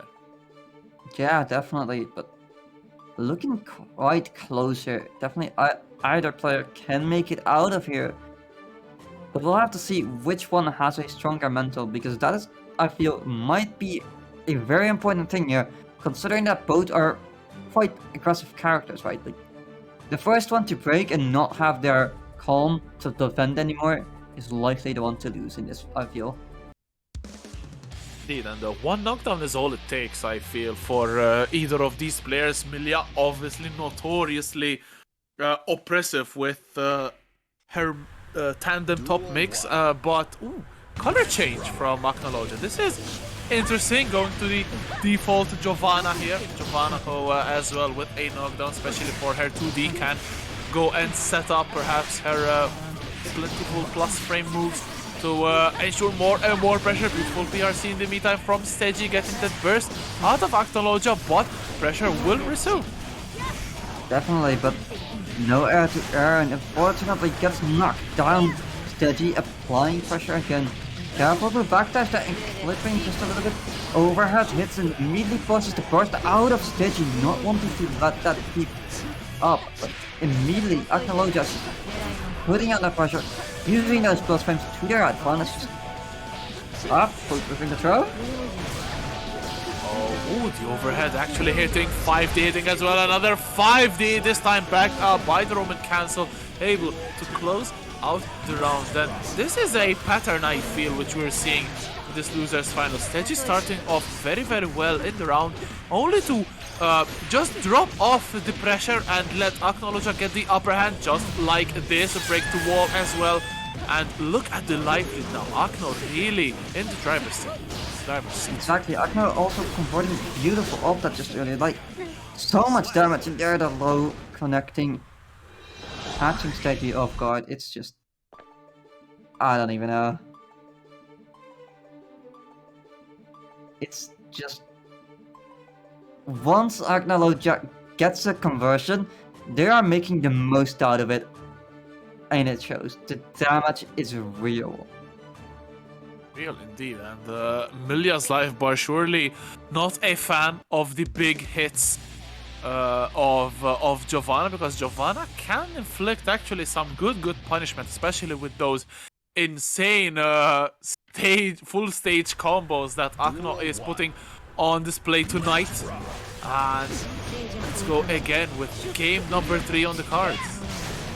Exactly, and immediately Steji putting on the pressure, forcing the burst out of Acknowledge, but Acknowledge is coming in hot, putting the pressure on right back, trying to find something, but of course it is not easy when Steji is just dancing around just like you are. Oh, going over the wolf, it was so close, but the challenge once again from Acknowledge. Will he go for the burst wait this time? No, good stuff from Akna, who is probably reading the attempt of Steji to hold on to burst BRC forward for the stage opening. Let's see, there's the mix, good blocks from Akno. And the TP attempt, BRC to stay safe and put him a little bit more pressure to make sure that you cannot punish. But it doesn't seem to matter right now. The pressure is on, but the risk is there. And sadly, Steji is in the driver's seat right now, getting a counter. That's gonna be a nice amount of damage. Is it gonna be enough to kill though? It is! Absolutely is, and Steji getting command on this game number 3. The score is tied at 1 game apiece, remember. So it's essentially a first to 2 right now. Beautiful 5k with punish from Stegy. Burst immediately gained and used from Aknologia. Beautiful air throw as well, but runs straight into a gold burst. There's the super use, the live bar getting slowly more advantage to Stegy. There's the bad moon, fast RC. Akno has to defend, coming out of the corner. The overhead once again clips. 1 bar of tension will be spent there from Aknologia, but the backdash from Stegy. Definitely Stegy just trying to fight out of here. Gets a few hits, gets the 2D, that's gonna be a throw followed up. Just needs a little bit more. But Aknologia blocking very well right now. Just not wanting to let any of that hit, but the 2D gets clipped by the disc there. Unfortunately, giving Stegy another game. Stegy so moves on to a potential set point. 1 more game win will set up a run back between Stegy and Invalid Value. We all saw how close it was in the winner final set, and maybe Stegy really has seen something in Invalid Value's game plan to make the balance swing towards the Willia player. But right now there's a Giovanna to extinguish, and Aknologia definitely looking like they do not want to lose this one. Exactly, and the pressure immediately getting a beautiful counter. That's gonna be a nice little bit of damage. Just needs that bit more, and of course, flipping Stegy like that will kill. Just like the first round is already done. It's just Aknologia breaking a guard. Just it goes so fast. But not fast is the raid from Juxtaposer. Shout out to the best Faust in the region, as right now the damage is being put up by Aknologia, but Stegy getting some pressure in catching the disc going forward. Oh, which side am I going on? Probably not even Stegy himself knows that. What? Wolf Dash, oh my god, this gameplay is just so fast. Are we on turbo mode?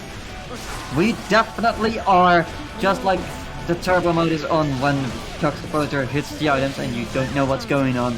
It's like you're playing Smash, but this is also Smash because you're getting smashed through the wall. That's gonna be so much danger right now. You need to be careful because Aknologia has the positive bonus to take advantage of.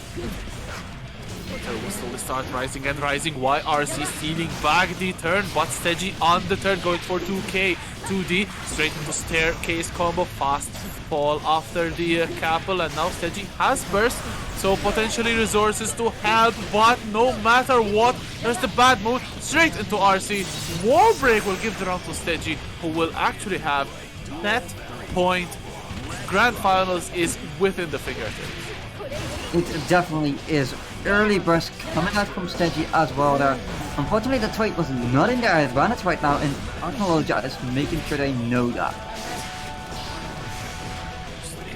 Is fully charged for Aknologia as well, so they have a... Oh my god! What was that mix?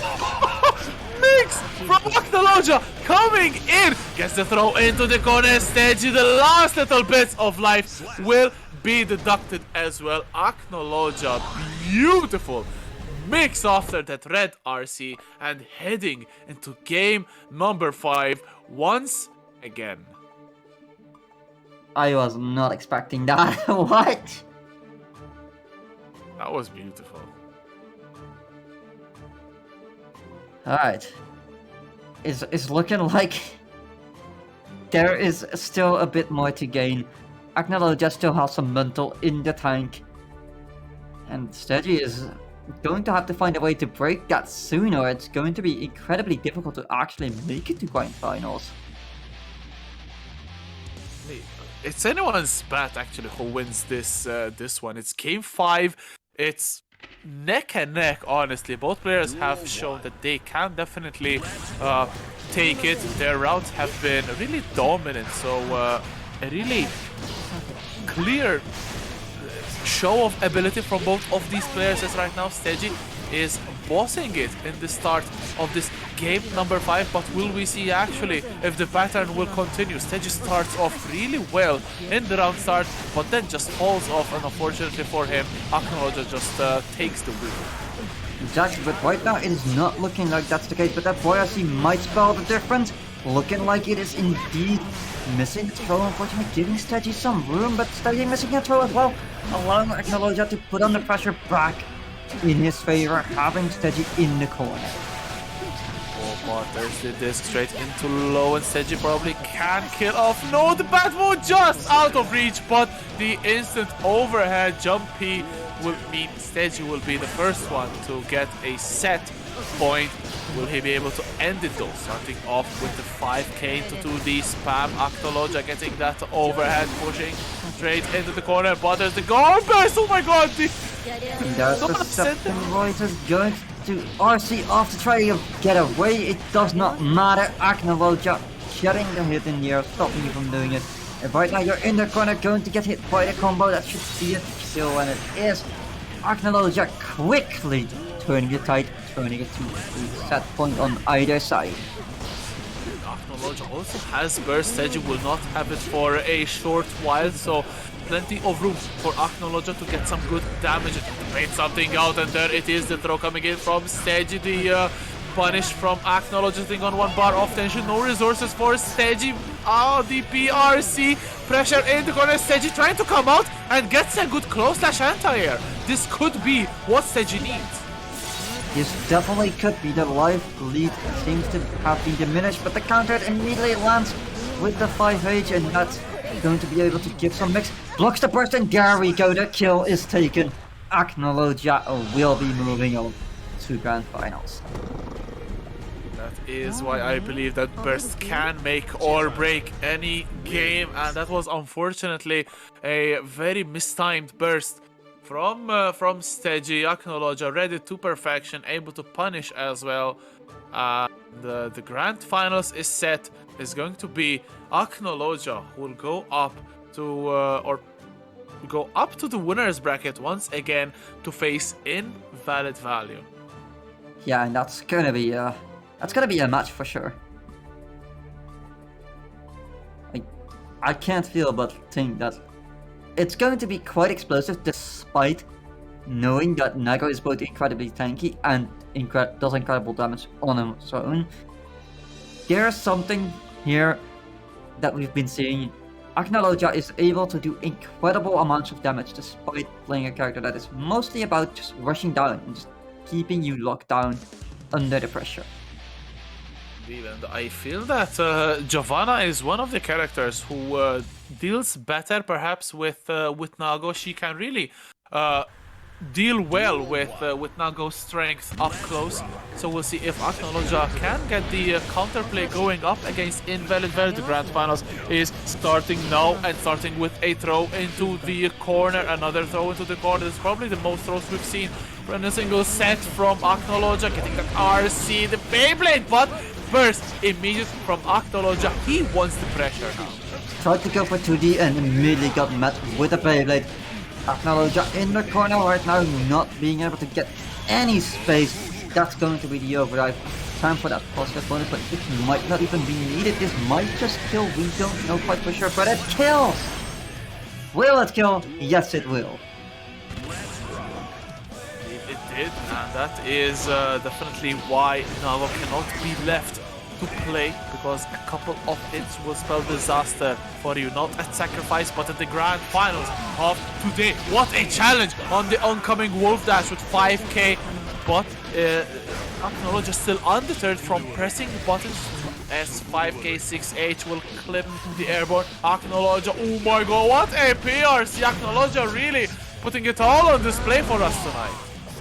Definitely, but so is Invalid. He has a lot of blood right now, needs to be careful, which is a good moment for Actologia to put on some pressure, but it doesn't matter if he gets clipped by the big sword. 5H Actologia though coming out of the corner. One hit could probably decide this round, and there it is, the stanky leg. The 5k Invalid Value goes in the lead right now. One game, 2 more left for the Nago player to take this all. And would this actually be the first victory for Invalid Value? It might just be, honestly. I mean, he has been leveling up so much. He's been grinding it out, so if it would be, that would be quite amazing. I mean, honestly, whoever wins this would be a sick winner for a SaltyEU tournament. So absolutely sick top 8. We had actually a great tournament today. Oh, another color change from for Aknoloja, keeping it fresh, but Invalid Value really not giving a damn about the colors in front. They only see one color, and that is red, the blood that they want to spill from their enemies, and they will suck it instead as well. There's a burst from Aknoloja, trying to go for a weird mix, but Invalid denying it. 5p, not enough to kill. Slash, slash, slash, 2H, Beyblade, you're gonna pop right now? He is not. He is going to serve a lot right on silver platter with that 6p. Invalid stopping it before it's too late. Immediately getting some pressure on the round up, but Aknoloja giving it right back with the DD, allowing for a little bit of a combo here. Invalid Value in the corner, not where he wants to be, but 2s 5h will give him some pressure back. Blood is rising dangerously. 6H OTG trying to go for a Fukio forward, close slash, but a little bit too late. Akno putting Invalid in the corner. This is where Akno needs to implement the game plan. It's smart from Akno to move a little bit back to deny Invalid trying to get that close range victory. Akno sitting on burst, but almost at the end of the life, kicking Giovanna away like she was any regular football. And Invalid Value, one more game to be the king of SaltyEU for this week with a great performance, but Aknoloja still alive. Yeah, Aknoloja still alive, and I feel Aknoloja needs a small breather, calm the mind, be ready for it, and it could just change any moment, considering the combos we have seen from Aknoloja so far have been incredible. The damage has been there. Just needing to get them to hit right now when you're fighting Nago with so much range up behind that huge katana is definitely difficult. The final game of today's evening has started. Let's see if Invalid Value has what it takes to end it, or will Aknoloja actually open it back up. There's some good offense coming in from the Giovanna player. Wolf kick into RC, but the challenge from Invalid Value, getting the burst out of Aknoloja. 2D blocks, but another 2D will be very good for Aknoloja. The throw attempt will whiff a little bit too ballsy this time, even for you, Invalid. And Akno will get around.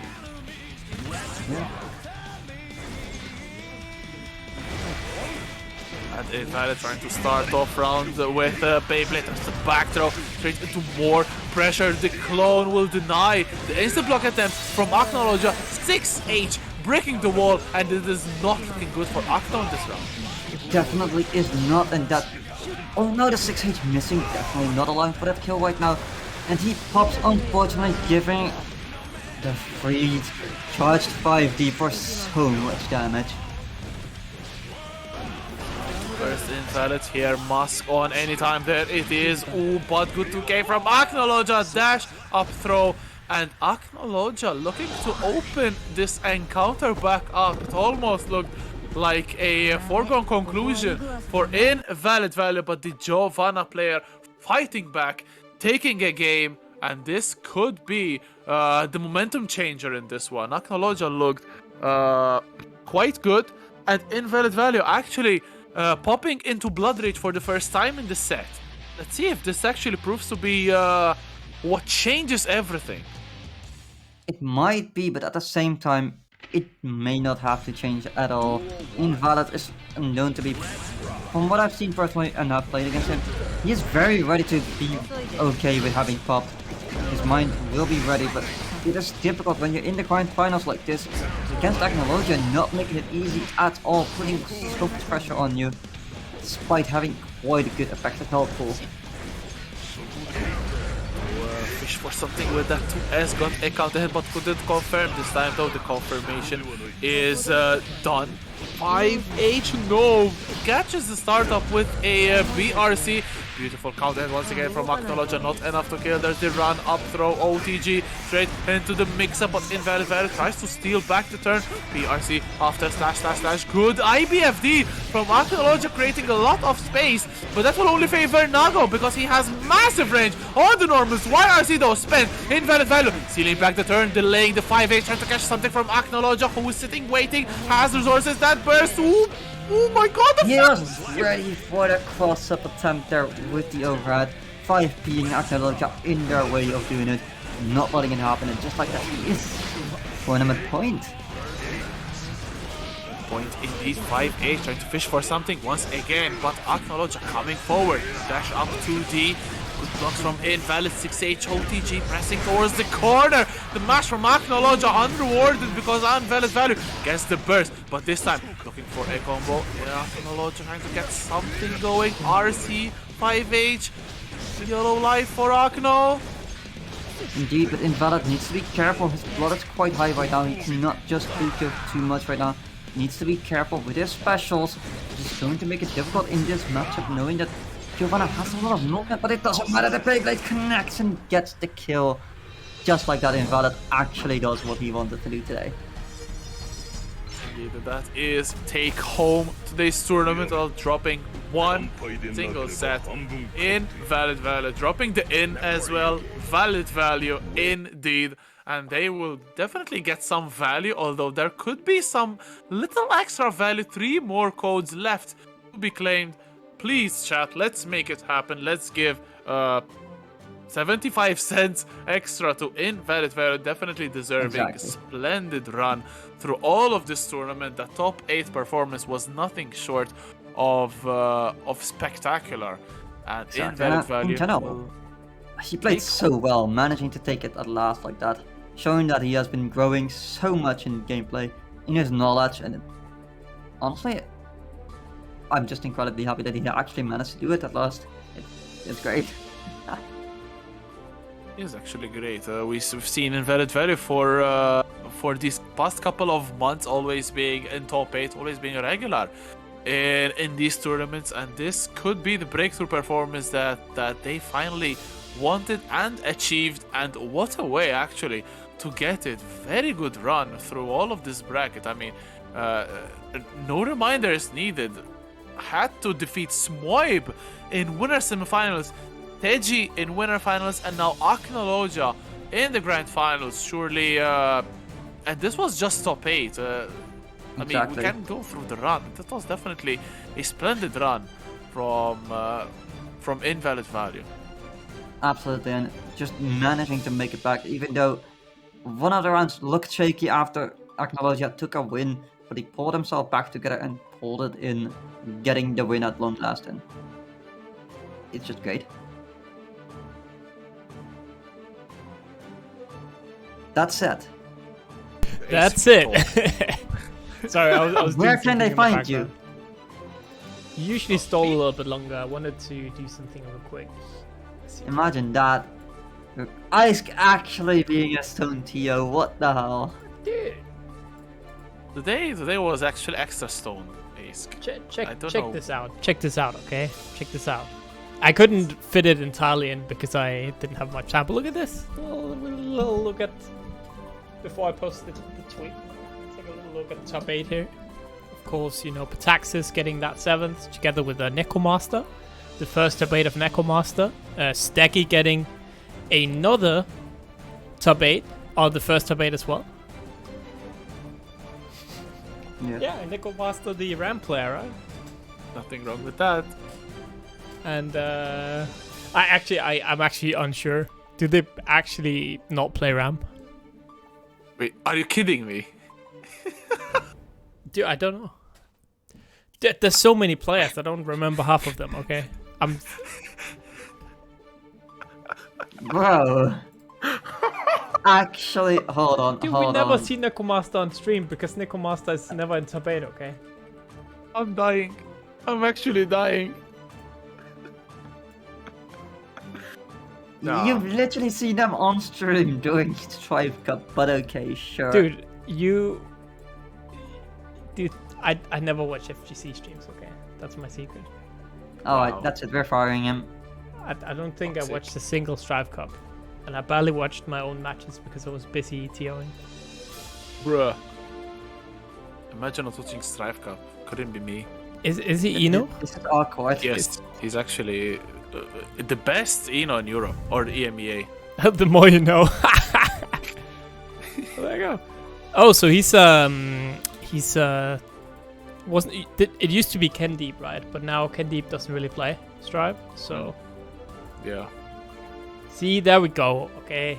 Yeah, I was just joking. I knew that Nekomaster Sure you did. played, obviously, right? It was like a bit. Obviously. Yeah. I would never not know what someone who I never have to put on these images what they play, Just be on stream more often. Jesus. I remember Neko being very frequently in the start of SaltyEU Strive on stream. I actually yeah. actually looked it up and I can't find a single ping mentioning like Nekomaster in stream Seriously? matches. So mean, Nekomaster that's must maybe have played 'cause like you're the dumb. first 1 or 2 on stream and then like the next 23 not been on stream or something. I'll put you on stream. That's actually criminal, right? To be honest, yes, you should put Neko on stream because they are absolutely very fun to watch and surely deserving of a spot on stream. Absolutely. They're incredibly fun to watch. I mean, it's always a good old guessing game. Yeah. In Unless any you're playing case. against Eno, it's fun to watch. Thank you, everyone, for playing. Thank you, everyone, for watching. I hope you liked the stream. Of course, if you did, it's hugely appreciated if you give us a follow. We do a ton of weekly tournaments. We have, of course, the weekly Strive tournament on Mondays. We do Blaze Blue Central Fiction on Tuesdays. We have DBFC on Fridays. And we have KOF 15 on Saturdays. If you're interested in joining any of our tournaments, we also have a beginner Strive tournament on Thursdays. You can hop on over to our Discord channel. It's in chat. And again, if you're looking for games as well, there's plenty of people playing Strive. And there's plenty of games going on every day in Park 19. All right. Macherino. Matt Chirino, indeed. I think I will host the homie Spaghetti Showdown, Tio from Italy. Forza Italia. You can't say that, dude. Forza What? Italia. Can't say that. Well, no.